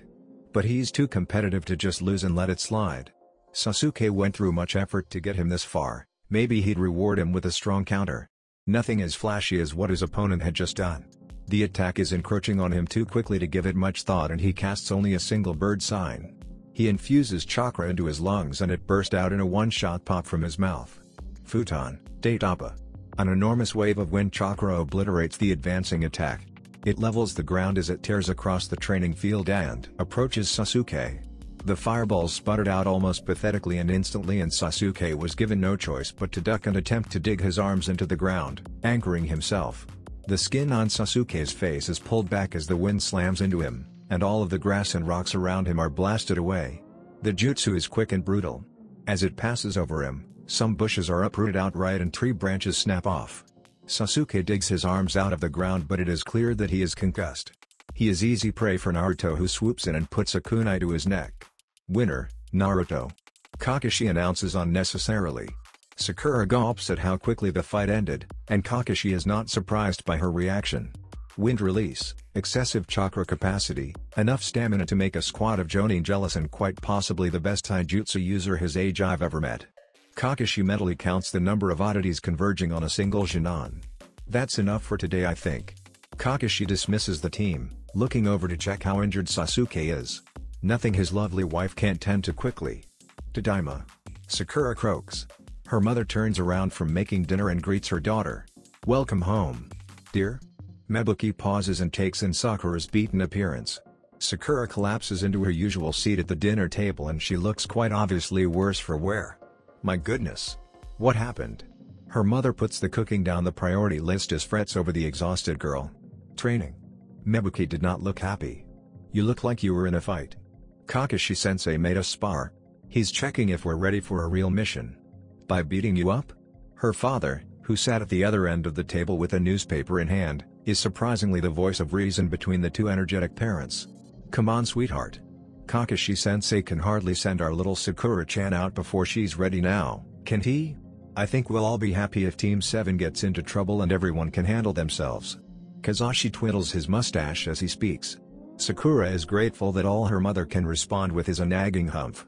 Not that I'm not worried. Kazashi continues. But your sensei is a famous shinobi for a reason. He knows what he's doing. But that also means that my precious. Sakura could see what was coming a mile away, but was too exhausted to move. Little baby girl, apple of my eye, my pride and joy. Kazashi wraps the helplessly squirming girl in a bear hug. Sakura-chan is growing up and leaving for the first time. Oda-san. Sakura's weak protest into his shoulder is readily ignored. Mebuki joins the hug with teary eyes. Sasuke collapses into his bed and thinks about the weeks leading up to this point. Take the week off, you three. Kakashi told them. Think about your training, and recover. I think it's high time we took on something a little more than digging weeds. I for one, am going to spend this week with my family. If you have anyone that might miss you then I suggest you say goodbye. The Uchiha boy does exactly that. He lets the young couple who own the bakery he visits know that he's leaving, and gives them his apartment keys as is the usual practice for shinobi leaving the village for possibly extended periods of time. Sasuke likes the couple and has come to trust them somewhat. They do not sneer at his goals, they do not ridicule him for being born into a legendary clan, and they do not try to control his life. Sasuke is cautious, but these things also happen to be traits of his newly found rival, Uzumaki Naruto. Naruto is certainly an anomaly to him. Unlike his other peers, Naruto didn't ignore him or make mention of his goals. Naruto didn't seem to care, all he wanted was for Sasuke to get stronger. He had been tempted to ask Naruto outright why, but he knew that Naruto could be infuriatingly evasive, seemingly for no reason other than his own entertainment. If Naruto wanted him to know something, he would just say it. So Sasuke had to try and understand for himself just what Naruto's motive is for encouraging him. But the conclusion he came to makes him feel bitter. Naruto has no equal in their age group. Once, it had been Sasuke in that same position. His peers are far too weak to provide actual challenge. Soft whetstones make for dull blades. Anyone stronger than him was a superior officer that wouldn't spare the time to train with him, or if there were any people his age willing to spar, he hadn't met them yet. Joint sparring sessions between teams seemed to be a rare occurrence due to often conflicting mission schedules and external factors like family life. Until Naruto came along, Sasuke didn't have anyone stronger than him that was willing to train with him even without Kakashi's influence. But now that Naruto is here, it feels as though it's a mixed blessing.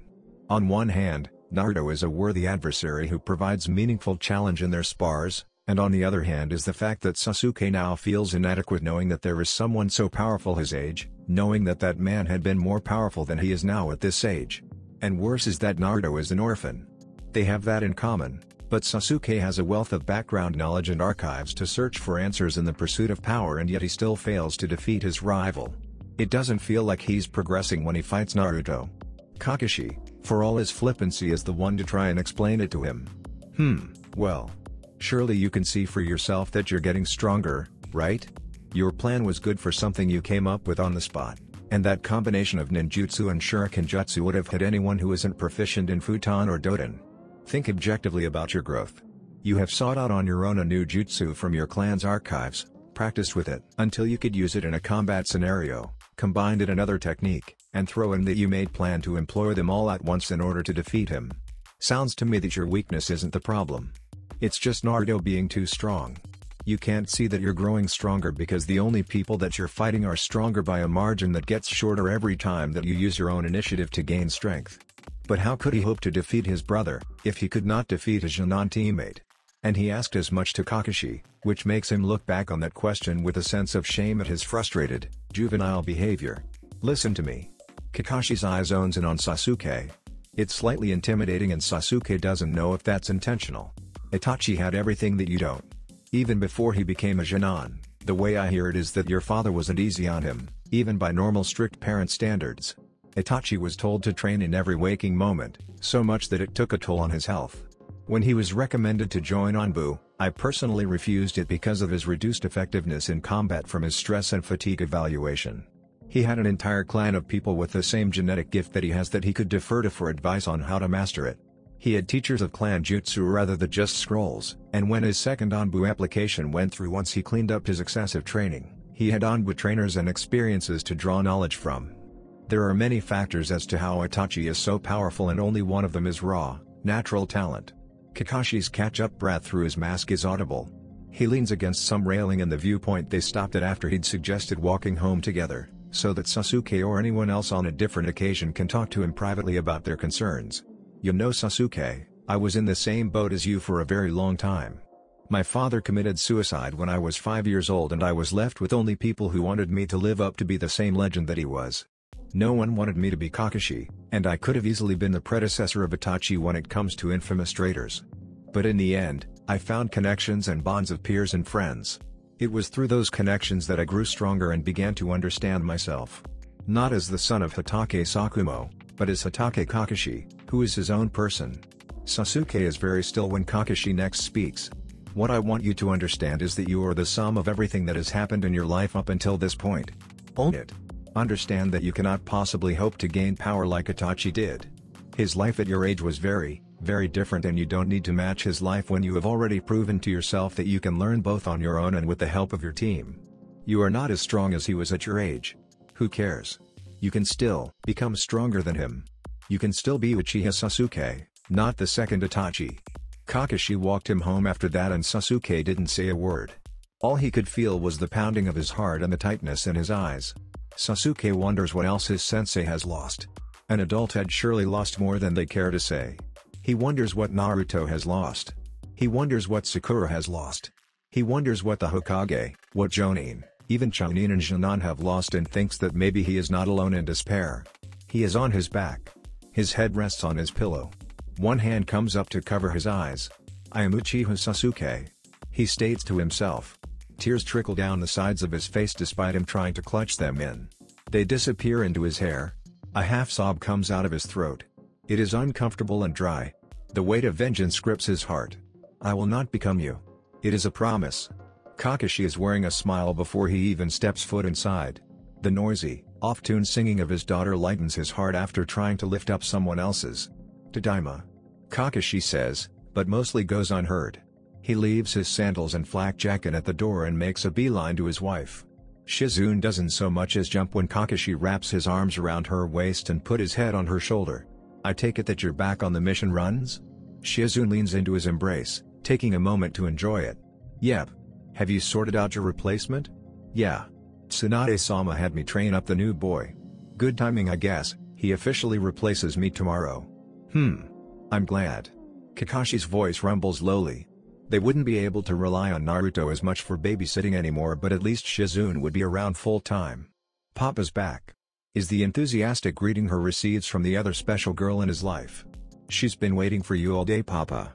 Shizune returns to cooking. She has had something very important to tell you. There is something mischievous about her voice and the way she slips out of his arms. Kakashi doesn't give it much thought.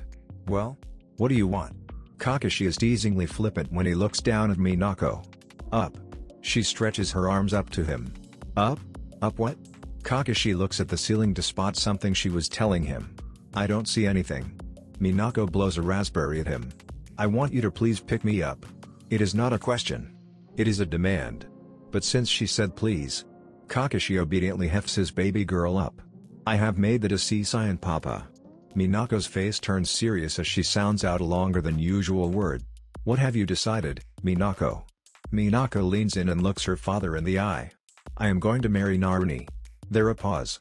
One only a few seconds long and yet it felt like an eternity to Kakashi. Oh god. Shizune promptly breaks down into hysterical laughter. Ichiraku Ramen is but one stall in the street. Its lights aren't extravagant but give a welcoming aura, even as the sun sets. Naruto is telling a story to his favorite ramen waitress. So there I was, toe-to-toe with 5 of the meanest Kira Shinobi you ever saw. Hulking down in with that familiar Iwa stench that can be smelled a mile away, teeth sharper than daggers. Slowly, all 10 of them surround me, but do I surrender? No. I summon my highly trained killer instinct and pounce on those Kumo Shinobi. Chew. Hiya. Amateur taijutsu moves thrown in for emphasis. And when the dust cleared, there were 20 less Sunanin in the world. Oh Naruto, you're so amazing. Ayame flutters her lashes at the brave shinobi. I know. Put it here. Naruto taps his cheek. She leans over the counter and gives his cheek a light peck, featuring an exaggerated mwah. Sounds like you've had some intense D-ranks. Tucci, Ayame's father chips in as he puts a fresh bowl down in front of the ravenous boy. They can only put the best shinan on them. The unspoken I'm the best shinan is clear. He is just about to break apart his chopsticks when commotion starts to kick up behind him. About 6 pairs of feet are visible under the signs for the ramen stall. Ignore them, Naruto. Ayame whispers when a group of young adults being obnoxiously loud walked past all too slowly. Apparently all of them got promoted to Chunin and they've been celebrating with booze for the past few days. It wouldn't hurt them to celebrate elsewhere. Does anyone even sell alcohol on this street? Naruto breaks the chopsticks and starts to eat his favorite customer ramen. Ah, you know how it is, Naruto. They get drunk somewhere else and decide to get something to spew up in 5 minutes. They'll be gone like usual soon enough. For Tucci, this is by far the first time something has happened like this and his response to it is tempered by experience. They're not even drunk. Naruto shakes his head. Footsteps are too even and coordinated. The sound of kunai in their pouches are making a clink, so they're likely kitted out in shinobi gear instead of casual wear. Their speech isn't slurred or affected by alcohol either, so they're just being noisy for fun. Flaunting their Chunin vests, probably. Ayame and Tucci blinked at him. You can tell that without looking? Ayame asks almost dazedly. Naruto shrugs dismissively and returns to his bowl. It's just a shinobi thing. He savors his ramen and devours what remains of the broth by tipping it into his mouth. Thanks. I probably won't see you guys for a few weeks. Kakashi is having us do a C rank. A C rank already? Didn't you just graduate? Yeah, but he seems to think that we're ready. I get that D ranks are important for teaching us how to be normal people, but I kinda just want a real mission already. The obnoxious group of green Chunin return up the street, making a ruckus, and unfortunately one has managed to overhear the conversation. Oi, you hear that, Junoiki? A Whittle Jinan is going on his first C rank. The stand immediately becomes too crowded with 6 Chunin hovering over Naruto, who's still sitting on a stoolie. I'd leave if I were you, boys. Tucci warns while Ayame looks startled and a bit frightened at the group. I don't like it when people make my customers uncomfortable. One of them smugly dismisses it. Nah. Chunin are entitled to talk to their underlings and civilians however we want. Another speaks up with a leer at Ayame. Plus we got some eye candy. So why don't you get cooking, you old geezer? Chunin are not above the law. Tucci has dealt with fools before and keeps his cool. Jounin are your superiors, and a complaint to just one will have a group of newbies demoted for abusing officer status. I don't see any Jounin around, old man. The first speaker laughs, and the other 5 join in gladly. You think we're just gonna let you run and get help from the big kids? I think I might have some fun with that fine waitress of yours too. Tucci shuffles in front of his quivering daughter. You're going to wish there were. The dark threat from the boy who'd been silent up until this point catches them off guard and reduces the noise level to near silence. Spectators in the street were preparing to look for help but watched for a moment when the Chunin close in around Naruto. Oh? What did you say, Jinan-chan? A hand reaches out to grab the boy's shoulder. I said, you are going to wish that the Jounin were here to protect you from me. Tucci swallows as Naruto's face hid into the Chunin, spiked with hatred and rage. His fist that had been clenching the chopsticks had veins bulging on the back of it. Fucking poser Jinan, the one grabbing his shoulder, has his hand clenched into a vice grip. Naruto yanks harshly and pulls the Chunin's shoulder out of the joint and punts him into the wooden fence on the opposite side of the street. The Chunin breaks the boards with the speed that he'd been thrown through the air. He is screaming in pain once his mind catches up. What the fuck? Junoiki throws a punch at Naruto's head. It is so slow. So damn slow. And Naruto has all too much rage built up to be satisfied with these weaklings. Naruto doesn't even need to dodge. His counterattack comes before the punch even lands. The boy throws a brutal haymaker at Junoiki's head and he is sent tumbling to the ground with a broken nose twisted in an obvious way. The other four waste no time and jump to the rescue by attacking instead of using their heads and running. Naruto deftly uses one as a springboard and stomps on the collarbone of another, sending his victim crashing down and squealing. He lands, dodges and deflects punches on three fronts too fast for them to manage before throwing off the balance of one of them with a trip. Without looking, Naruto kicks out the foot of one attacking from behind. The Chunin falling face first is met with whirling punch that instantly makes him black out. He isn't conscious to feel being thrown meters away, or having his jaw broken. The other three are still attacking despite the assault, a good sign on why they were promoted. They are quick enough to be Chunin for sure. A shame that their steps are too weak to dance with him. Weaving his way behind one of the three remaining, Naruto is quick and strong enough to throw the young man's legs up, making him fall backwards.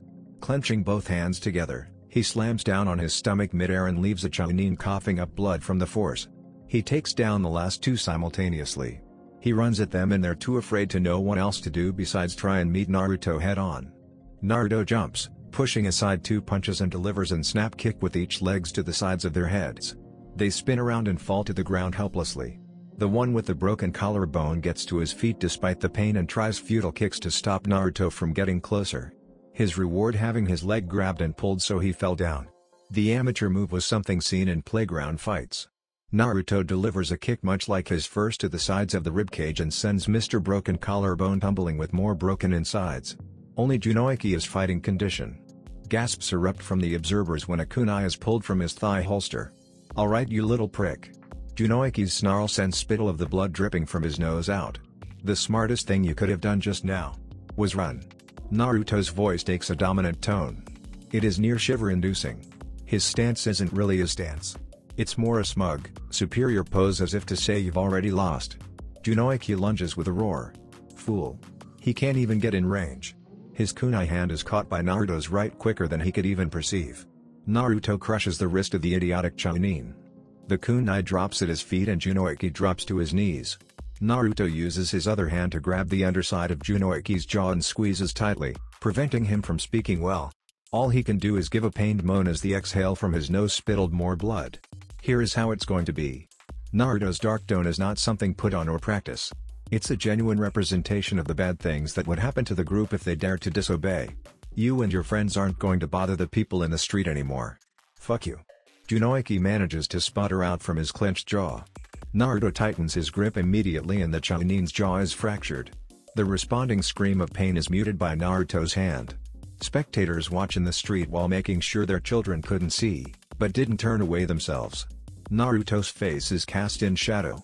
The bright light from the ramen stall amplifies the shadow cast by his hair. Junoiki can only see one eye, but it is making him quiver at the promised retribution that is still clear on the boy's hatred-filled visage. Junoiki moans pathetically as his jaw begins to pulse. "You will leave these people alone, and you will behave yourself. If you so much as dare to mutter an insult under your breath, or look at these people in a way that I find disrespectful, I will end you." The Chunin nods fearfully, unable to speak. Naruto nods, "Good," and shoves him to the ground. "Nice work, kid," is the mutter he hears from the crowd, although the others remain in silent awe. A Jounin is soon on site after someone called for help, and he collects the reports from witnesses. Tucci and Ayame give an accurate recount. The Jounin is soon joined by two medics from the hospital to patch up the soon-to-be Jounin. Naruto tries to leave but is stopped by a glasses-wearing Jounin. To his credit, Aoba looked apologetic. "Sorry kid. Gotta get your side of the story too." Aoba looks too tired to deal with the ongoings. "You're not in trouble?" as Tsunade-sama would say, they had it coming. Naruto is cleared of any charges he might have received by the operating Jounin. His behavior is deemed as unnecessarily violent but is given a pass due to the clear threat the vagrant Chunin posed to him and the stall staff. His assessment of the incident linked up with what his grandfather told him about the behaviors of Shinobi. His power had prevented harm from coming to those people that he considered close to him. And Tucci had tried to reason with them. Words weren't enough sometimes and the six fools only understood that what they were doing was a bad idea after they had it literally beaten into their heads. Shinobi were often given leeway in terms of their behavior. It was just how Konoha's system worked. Keeping Shinobi loyal by giving them certain freedoms, and then keeping them in line using the ranking hierarchy that was based on the power and talent of those in the higher tiers of Konoha's network. When shinobi misbehave too much, the next highest ranking person would be the one to put them in their place, and so the importance of strength and responsibility in the cage of a village was placed in maximum importance to the ecosystem of the village. He came to realize that the only reason that he'd gotten away with what was essentially assault by civilian standards, was because he was strong enough to defeat 6 Chunin. He was worthy of being a Konoha shinobi. He'd be of more use in the field than in a jail cell. It was as though he'd had a eureka moment. As if he was finally understanding something that he was taught long ago. Team 7 unites in the early hours of the morning on the same day, 1 week later. Tsunade starts reading out the available D ranks preemptively. Actually, Tsunade-sama. Kakashi interrupts her as politely as he can. Team 7 is ready for a C rank. The Junon have had a week to prepare for their mission. Naruto and Sasuke look as perky as can be, but Sakura regresses into a fearful visage. Tsunade looked surprised before she shrugged and smiled. "Alright. You're the first of the new batch to ask for a C rank. They've been nabbed up by a few experienced teams today, but I'm sure we have something here." Tsunade pushes the intercom button. "Are the new mission scrolls ready yet?" "Yes, Hokage-sama. Shall I bring them in for you?" A young adult male answers professionally. "Bring them in." The young man walks in with a scroll carrier in one hand. He refills the near-empty stacks from the bottom and refreshes the supply for the empty C and B ranks. "Will there be anything else, Hokage-sama?" "No thank you, Kabuto. Return to your duties." Kabuto bows politely and takes his leave. "Shizun's replacement?" Kakashi asks rhetorically but gets an answer anyway. "Yep." Tsunade pops the P and leans back lackadaisically. "Kid's good, damn good medic too. He can give Shizun a run for her money, that's for sure." "Really? High praise indeed for someone so young, from the Hokage herself no less." Now, your mission." Tsunade takes the first C rank off the top and starts to inform the team.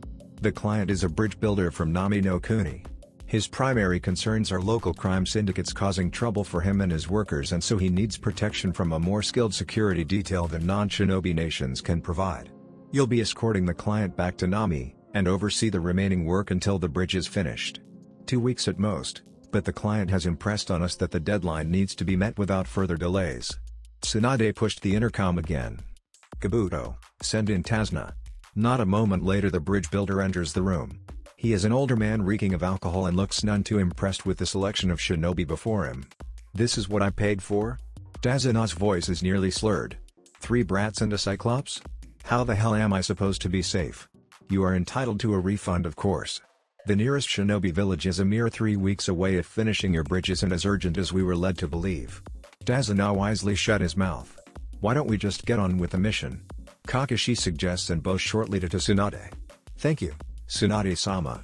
Good luck. Come home safe." The group can only move as quickly as the client. That means no leaping between trees, no great lengths of sprinting, and most certainly not getting to the site that the client wants to arrive at within a reasonable period of time. But such is the way of escort missions, so the Junon would just have to learn to deal with remaining alert in order to protect their speed challenge charge. The first day passes without incident. They set up camp and take short watches so that everyone can get enough sleep, and by morning they're ready to get back to it. The group walk down the beaten path with Kakashi at the rear. Sakura tentatively asks Tazana about the importance of the bridge that he needs to build. "Tazana-san, why is it so urgent that your bridge gets finished in time? I thought Nami no Kuni has trade partners that use ships?" Tazana has a short swig of ambiguous liquid before replying to the girl. "No harm, right? Ah well, business on that front is a bit stilted right now. Our trade partners are having a tough time getting ships out of the bay because of pirates, and since we're cut off from the mainland, we got no other way to sell what we need to. Families are starving and we're losing jobs because we can't trade. If that were the whole story, then you'd just save your resources for yourselves and wouldn't need shinobi guard." Naruto thought of the obvious inconsistency in the story. "You've got plenty of fish in the sea. Clients lying about what's waiting for us." But Kakashi doesn't say anything. A mission is a mission, and C ranks don't often warrant sassing the client for details about their struggles. Unless Tazana outright stated something incriminating, then they would continue unabated. "So what kind of things do Nami trade?" Sakura asks a question that may actually help assess the importance of the bridge. "Well, before all this, we used to export fish of all sorts. Tuna, salmon, you name it. Our fishing boats are tip-top. But more importantly is that we import timber and building materials that we can't get ourselves. Once we finish the bridge, more possibilities for trade and tourism open right up. I can believe that at least. Naruto returns to observing the surroundings. Following the short conversation is a long few hours before the environment shows its own inconsistency. The trees in the strip of the area they're traveling through are taller than what they'd passed up until this point. Normally, would make the squad look up for the increase in hiding spots for potential ambushers, but two puddles in the road were not ignorable to Naruto on a day that there wasn't any rain. He extends his senses. 2 chakra signatures.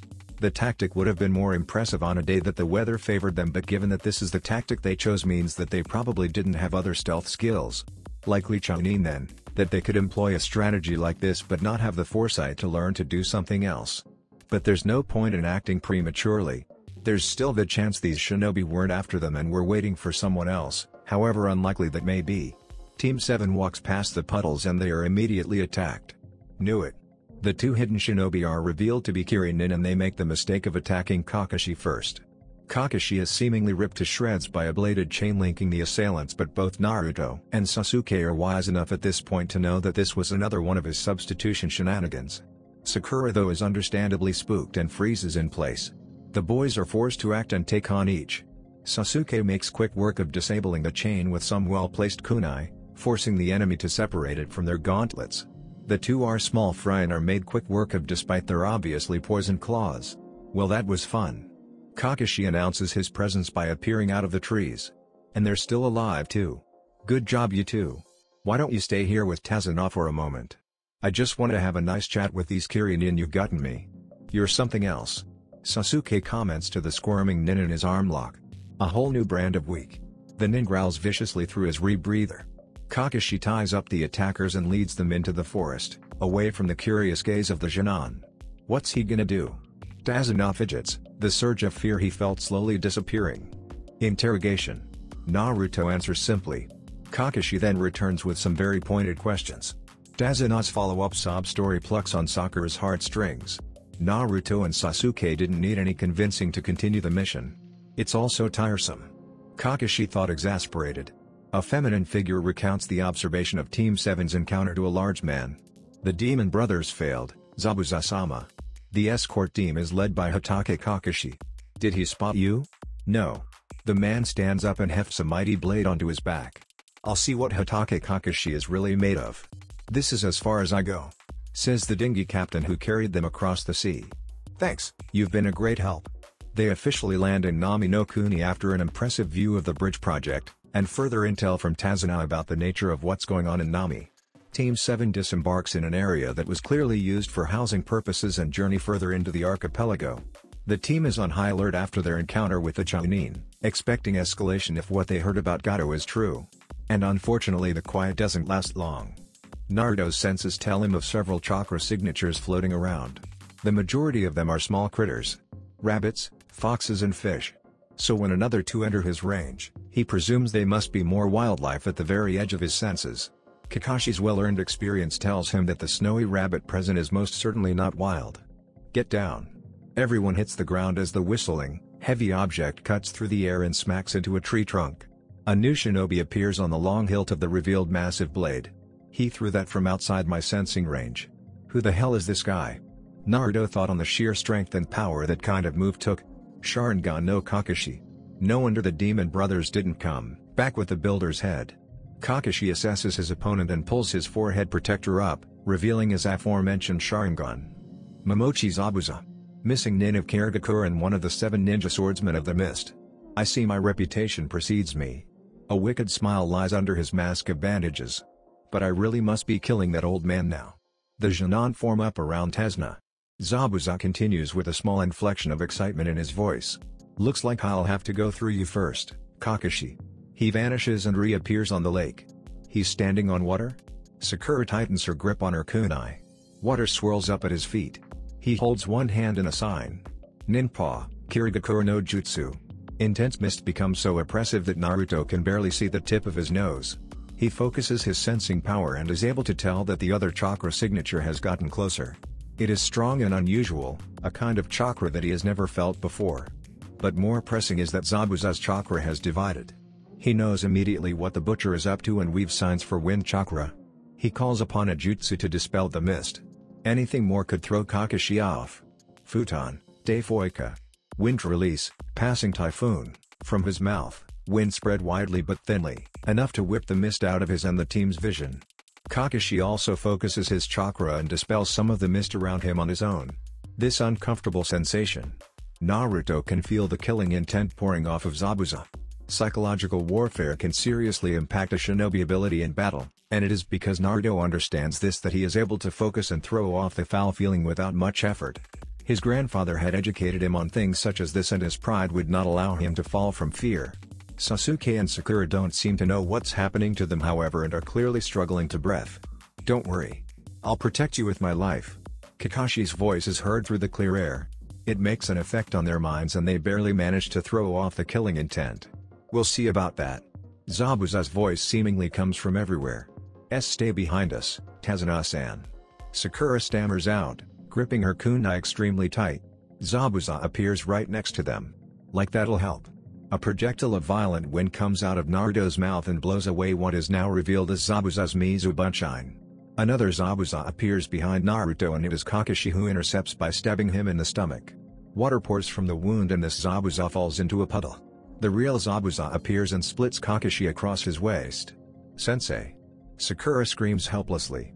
Kakashi dissolves into water as well, and the real Zabuza is suddenly held at kunai point by real Kakashi. "You copied my Mizu Bunshine." Zabuza growls. "And used my own mist to hide it. I wouldn't move if I were you." Kakashi suggests rather boredly for someone who was in a battle with another shinobi of similar reputation. Zabuza replies calmly for someone in the same situation. "Shame. I thought you were better than this." Before he dissolves into water. "What?" The swordsman rushes out of the bushes at high speed and kicks Kakashi with enough force that he is sent flying through the air and into the lake. Zabuza reappears above Kakashi. "Suten, Suru no Jutsu. Take the client and run." Kakashi shouts before he is captured in an orb of water. The dense water made it impossible to move. "You are some burden, old man." Naruto realizes that escape wouldn't be possible unless they left Tazuna behind. Tazuna is too frightened to reply. A new Mizu Bunshine sprouts out of the water and charges the squad. Zabuza's skill with Suten so great that he could maintain both the Suru and Mizu Bunshine at once. It kicks Sasuke away from the client before Naruto manages to send off his jutsu. Kaden, Gokaku no Jutsu. The fireball from Naruto's mouth collides with Zabuza's clone. He holds the jutsu in a flamethrower variant to ensure that the clone wouldn't survive. The fresh steam and disappearance of chakra tells Naruto that he killed the clone. Another Mizu Bunshine appears and goes after Sasuke. Naruto stays at the side of the client and waits for an opening to kill the clone without injuring Sasuke. This Zabuza seems slower than the rest to the point that Sasuke can counterattack. He uses all the speed and predictive ability his Sharingan can manage and uses the same combination that he attempted on Naruto during their spars. The Hosenka no Jutsu crashes into the clone and after trying to reconstitute itself, fall into a puddle. "I've got you all figured out, kiddies." Another Mizu Bunshine forms at the edge of the lake and walks onto the shore, ready to attack again. Naruto's assessment of the skirmish allows him to form a plan. The clone was slower than all the previous ones Zabuza had used, meaning that his stamina and control were getting weaker. He's not attempting anything besides Mizu Bunshine, meaning that he can't rely on a stronger jutsu while he is maintaining Kakashi's prison. If Naruto wanted to get away from this fight with a successful mission and without revealing his hidden power, he'd need to free Kakashi. "Calm down." Naruto takes control of the team. Mizu Bunshine take chakra to create, even when there's a water source. Every time he creates one, he's weakening himself and Kakashi stands a better chance at beating him. He only says it to give Sasuke some good morale. Sakura wouldn't be effective in the remainder of the fight. "That'd be smart thinking, kid, if you hadn't revealed your hand already. You got nothing left to kill me." Zabuza mocks. He thinks that we're going to do the same thing again. He's not expecting raw power. "Get ready, Sasuke." Naruto orders with narrowed eyes. He whispers his next order. "Follow me up with something to get at Zabuza's hand." Sasuke nods, hand hidden from Zabuza's view behind most of his body. "Your clone should have hidden in the water if you didn't want to lose that power." Naruto begins to weave hand signs while taking a deep breath. Kaden, Goryuka no Jutsu. An eruption of flame from Naruto's mouth constitutes itself into a massive dragon head. Clone Zabuza's eyes widen as the fast-moving jutsu blasts through the air and immediately eviscerates him. The jutsu continues to fly and is pointed directly at the real Zabuza. What the? Zabuza moved behind the water prison, needing to maintain it instead of letting go so that Kakashi couldn't escape. If he sank into the water, the chakra pulsing through his body to maintain the water prison might skitter across his body and make an orb size that he couldn't maintain. The best thing he could do was take cover. His jutsu wouldn't break so long as he maintained control. The Goryuka smashes into Kakashi's cage and water funnels upward to replace and strengthen the jutsu. The water orb is broken enough that Kakashi can just get a quick breath of air before the high-level Suiten reconstitutes and barely manages to disperse the flames. The jutsu protects Kakashi, although he definitely felt some hair singe. Zabuza too, is mostly unharmed. Some brat you got, Kakashi. Zabuza snarls at him through the steam. That jutsu would have obliterated anyone else's Suiten. Kakashi is thinking a bit more clearly. The air he'd gotten was not going to waste. If it weren't for the fact that we're fighting on a lake, we'd both be toast. Naruto. You're really something else. Kakashi catches a glimpse of a tiny shadow with the refined vision of his Sharingan. He nearly smiles. And trusts Sasuke to take advantage too. Looks like silent killing works both ways, Zabuza. A shuriken passes the water prison, and is pinged off of the one hiding in its shadow. The shuriken's trajectory is clearly calculated and rips the flesh on Zabuza's arm. ARGH. Zabuza wrenches his hand free from the water. Kakashi falls into the water once the prison breaks down. Zabuza sees that his advantage is lost, so makes his final move. He draws his Kubikarabocho and makes a last-ditch rush to assassinate Tazuna. Hold your ground. Naruto orders. Zabuza is closing in and Naruto weaves the signs for a concussive futon jutsu just in case, but it's already clear. He knows that this fight has turned in their favor. Kakashi explodes out of the earth before Zabuza can land the killing blow. He kicks Zabuza's hand enough to throw his arm and the blade backwards and follows up with another kick that had enough force to put Zabuza back on the water. He gets back on the water despite the field advantage that Zabuza has. Clearly, he has predicted the outcome of the fight. He starts weaving the same signs as Zabuza, at the exact same speed. Are you reading my mind? Kakashi finishes, and catches Zabuza off guard by changing the hand signs he was using to a different jutsu. He uses what stamina and chakra he could throw into it. Suiten, Daibakufu no Jutsu. It was as if the entire lake turned against Zabuza. The water forms a whirlpool in the air in front of Kakashi and grows in size and speed, and the maelstrom is too massive and fast for Zabuza to flee. He is pummeled by concussive barrages of water and nearly drowns against a tree. The eruption of water chakra uproots much of the foliage and leaves the Jonin in genuine amazement at Kakashi's skill. Zabuza coughs and sputters and has no counter to Kakashi when the Konoha Jounin is pointing a kunai to his neck. Can you see the future? Zabuza vomits up some more water. Yes. And your future is death. 2 senbon to the neck, do the deed before Kakashi can finish him off. What? A hunter nin? So now you decide to act. Naruto thought, though the outcome of the hidden ninja killing the missing nin was not entirely what he expected. I thank you for your assistance, Hatake Kakashi-san. The voice is surprisingly young. Now that he is closer, Naruto can tell that his chakra is more powerful than expected. I'll be recovering Zabuza-san now. Kakashi doesn't move away and instead checks for Zabuza's pulse. Dead. He confirms and makes a weary retreat to his team on land. The hunter takes Zabuza's corpse and vanishes in a Sunshine no Jutsu. Kakashi breathes an obvious sigh of exhaustion and relief.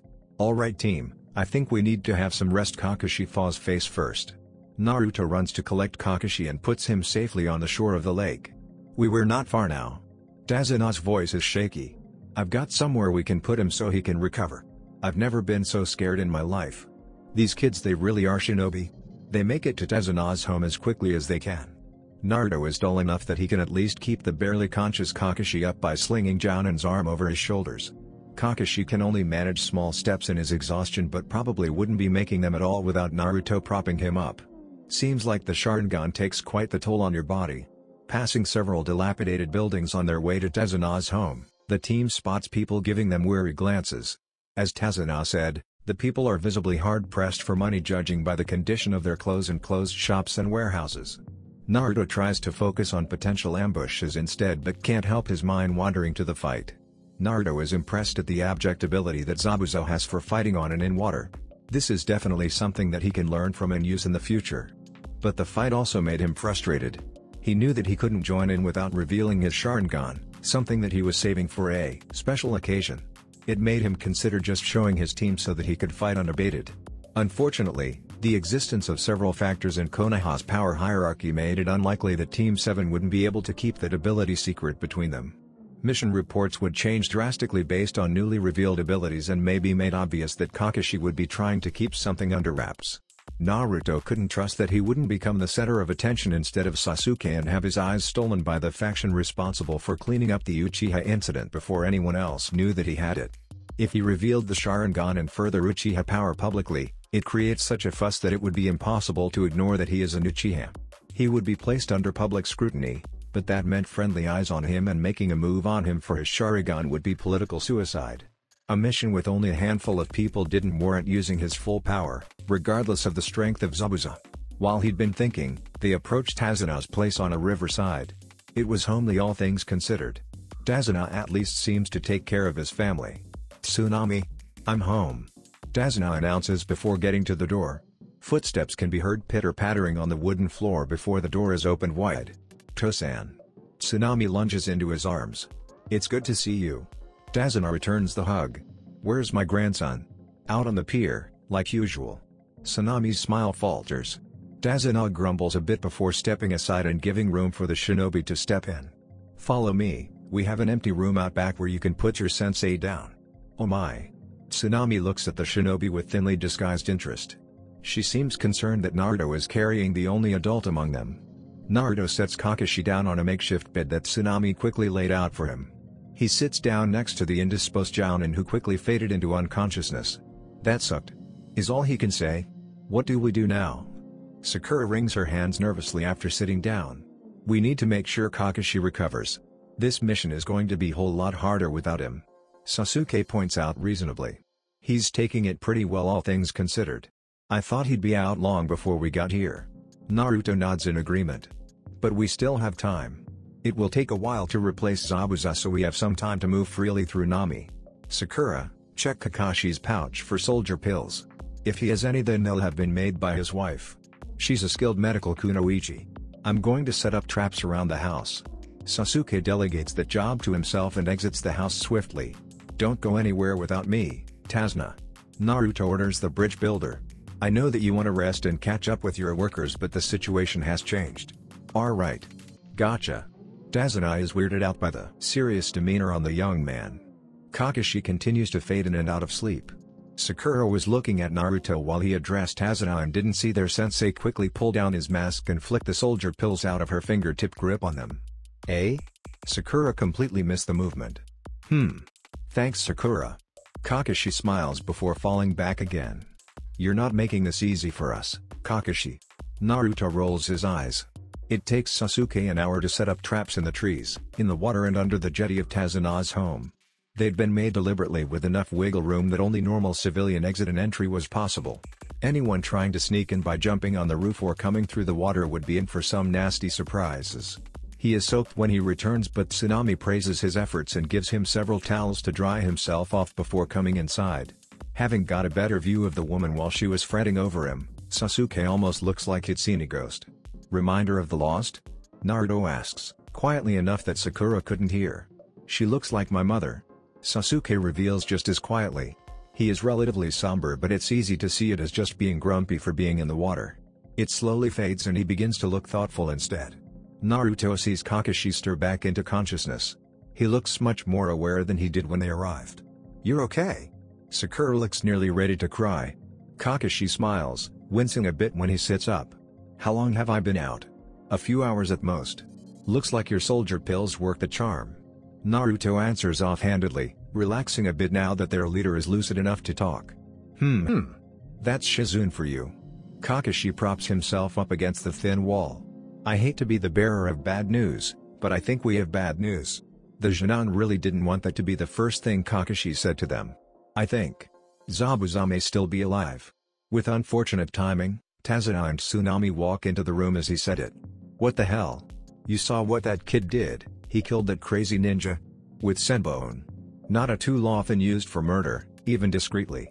Kakashi goes on to explain his reasoning for why he thinks that the masked nin is actually an accomplice instead of an official of Kiri. "It just gets worse." Tasuna bemoans. I understand that you may be scared, Tazuna-san, but remain calm. These two elites have shown their hand a bit in that fight. I have a pretty good assessment of the set of skills that Zabuza uses. The real issue is the accomplice. Naruto makes his own assessment known. I believe that the Hunter Nin is a Kake Genkai wielder. He has an unusual chakra that I have never felt before, but I believe that it is Hyoton. Care to explain? Kakashi fishes for more info.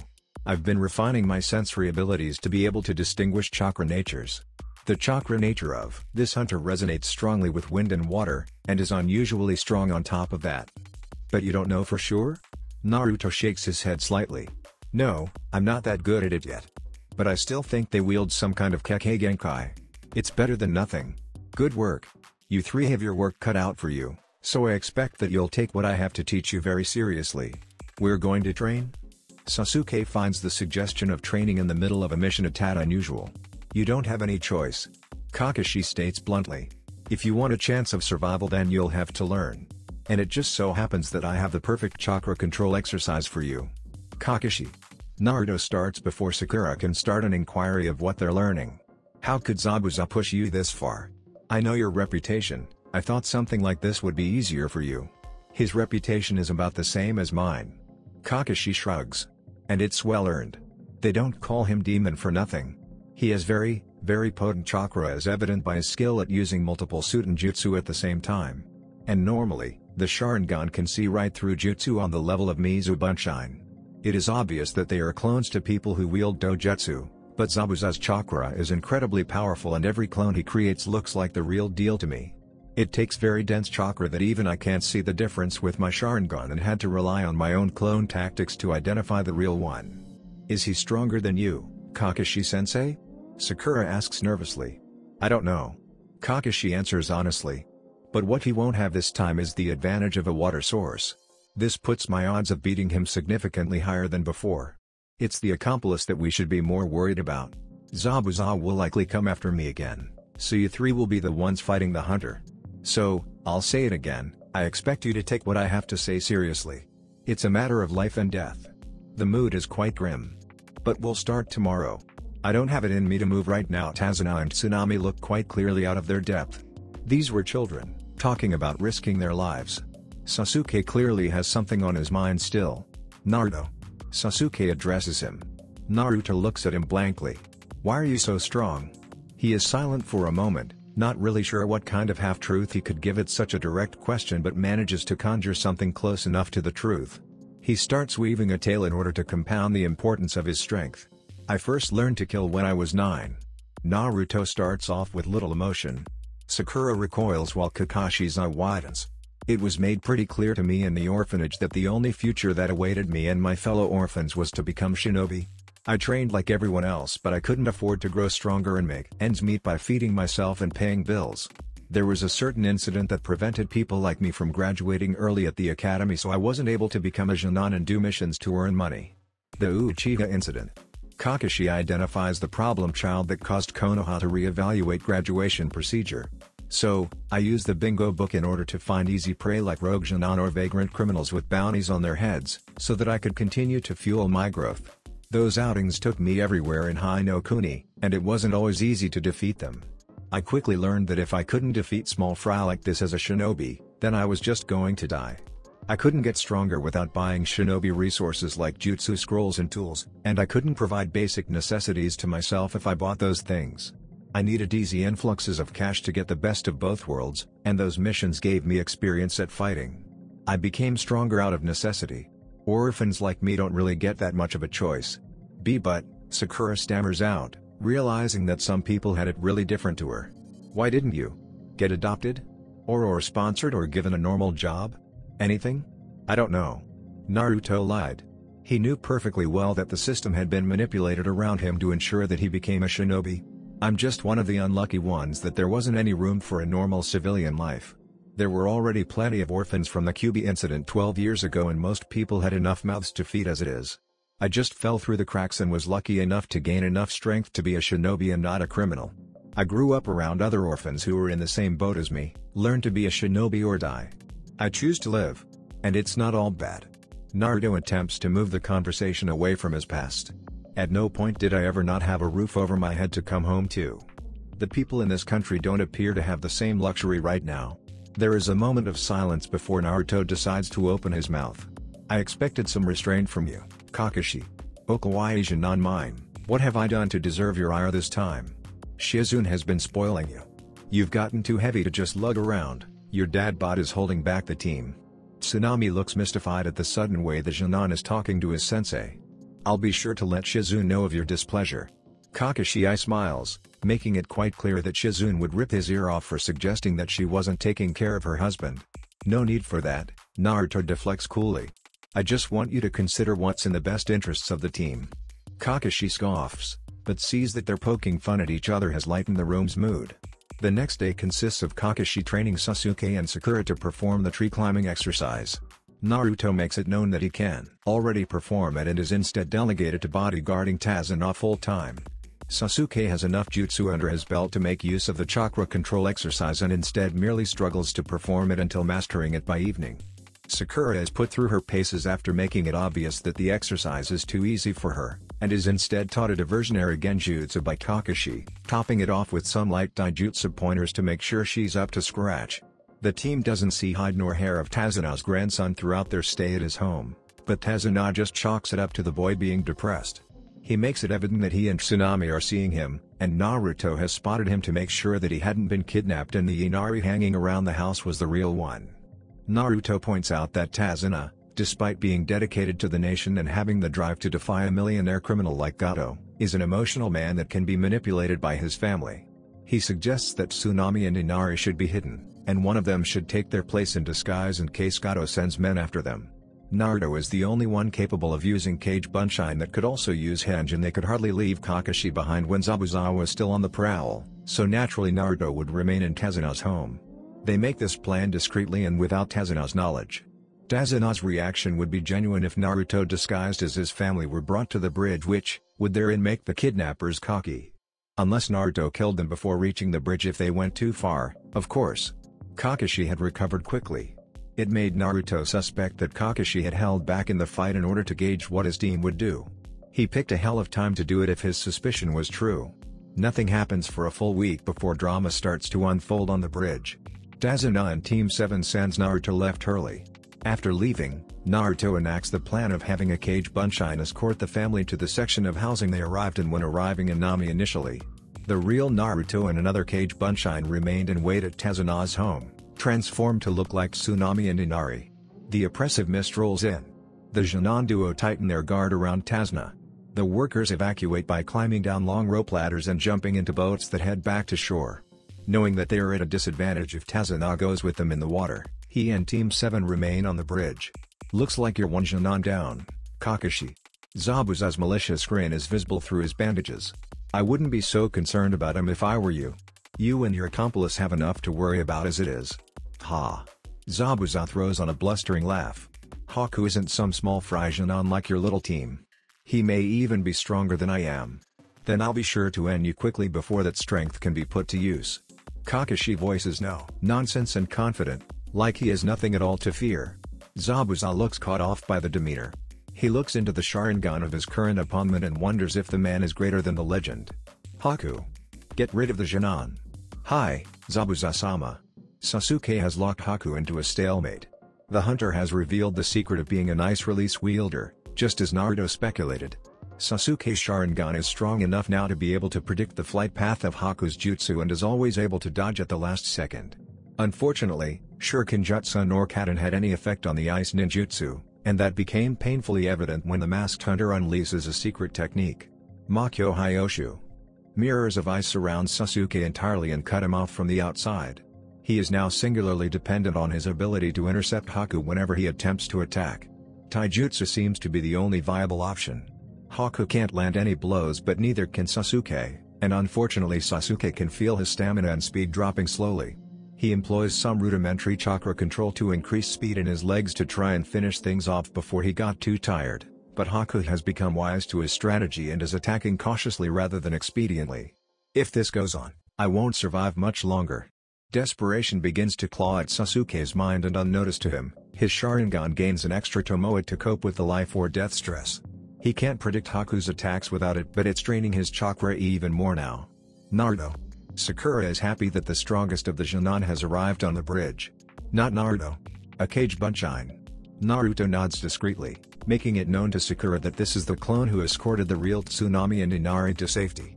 Shit kid, Tazuna understands that these may be his last moments and everything is on the line. Is my family okay? I'll dispel if the real me is badly hurt enough. Naruto explains. Since I'm still here, your family is fine. Sakura, tell me everything that's happened. Sakura goes on to explain as quickly as she can what he managed to see before the ice mirrors blocked view of everything else happening on the bridge. Sasuke-kun tried using his Kaden but it barely did anything at all. But something happened? What did the Kaden do? Naruto presses for intel.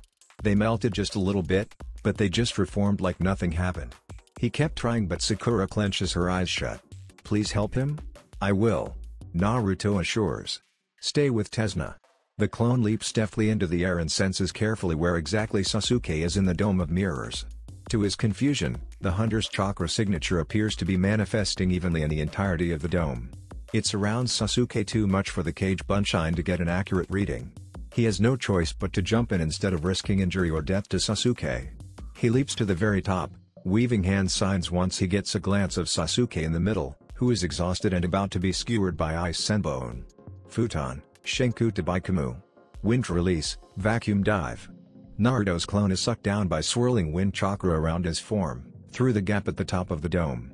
The rapid vacuum-enhanced dive builds up more wind chakra and as soon as he lands next to Sasuke, streams of the wind chakra blast out from his legs before forming into a rapidly expanding spinning dome of wind.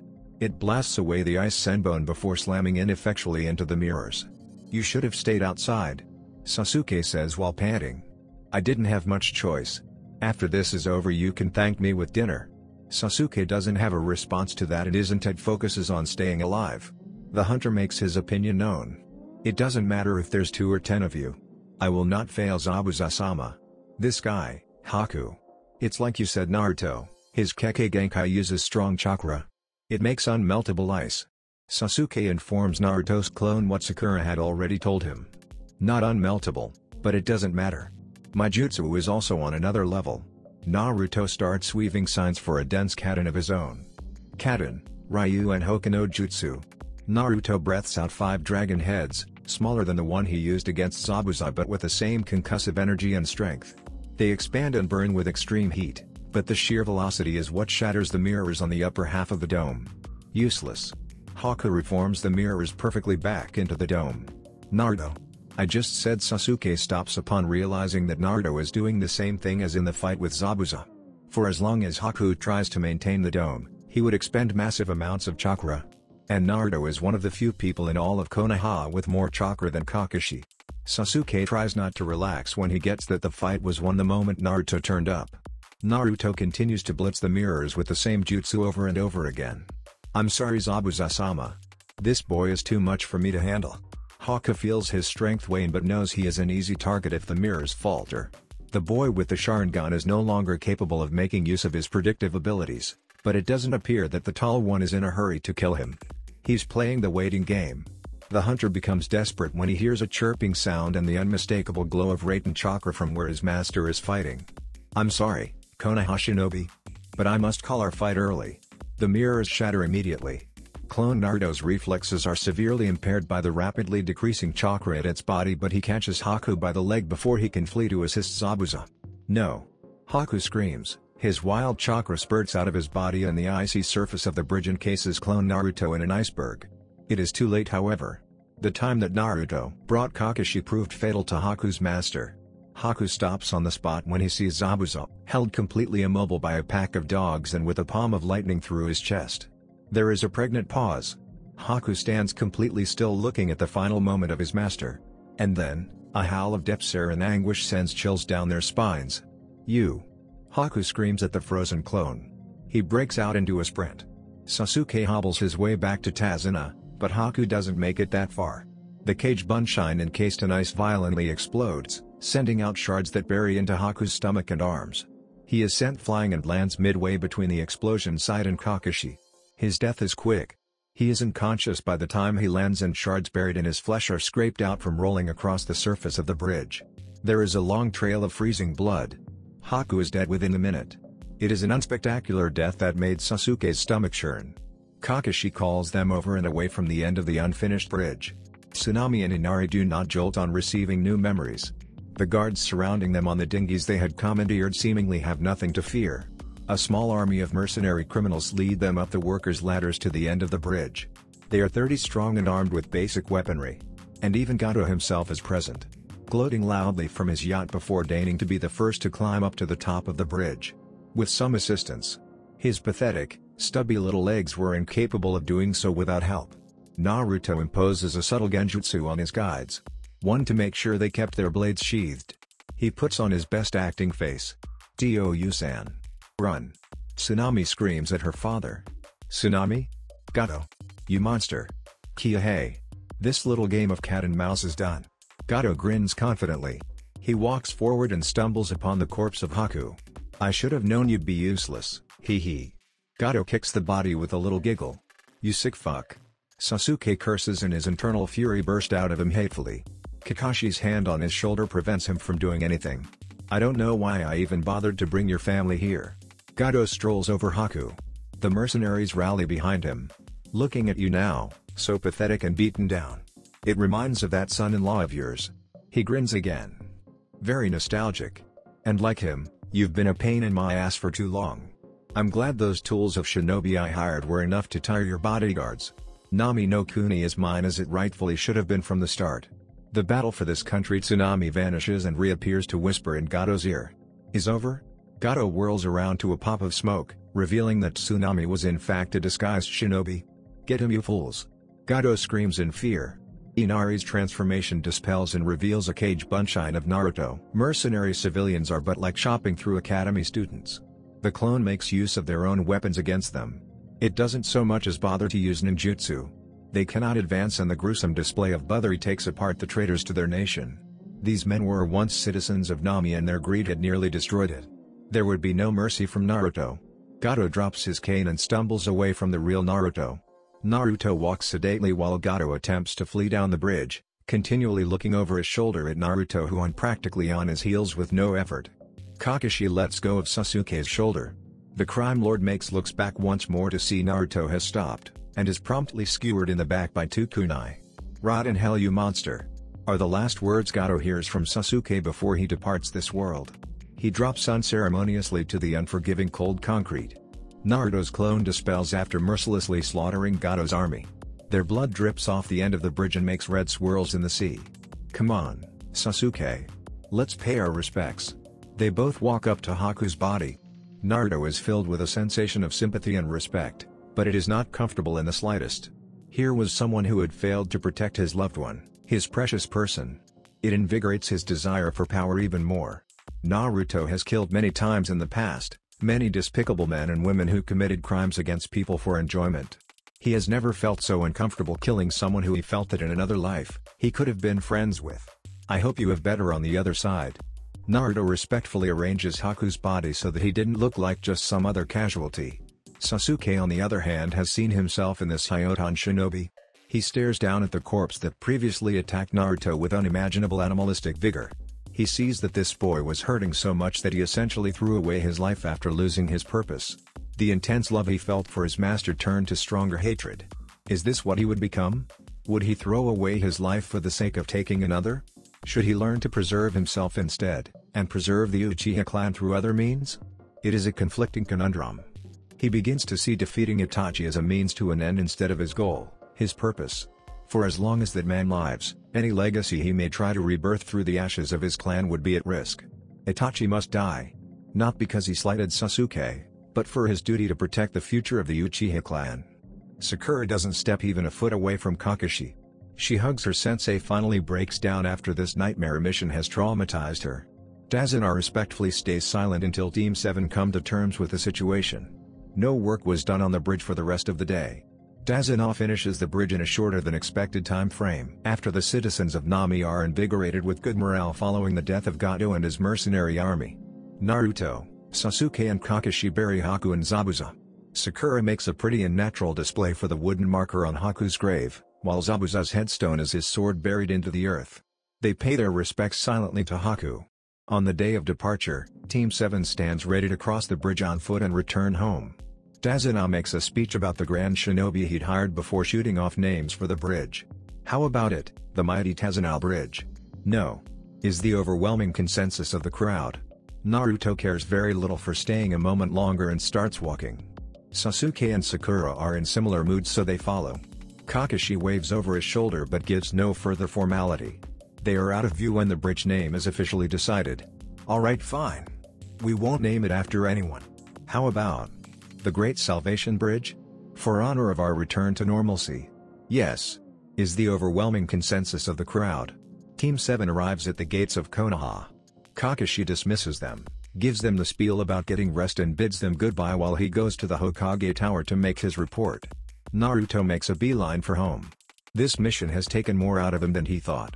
Not physically, but his mind had been toiling over what happened for the entire trip home. He needed something to distract him. After stepping out of the first warm shower he'd had in 3 weeks, he looks at himself in mirror and is startled by something. This is. Naruto takes in the pattern on his Sharingan.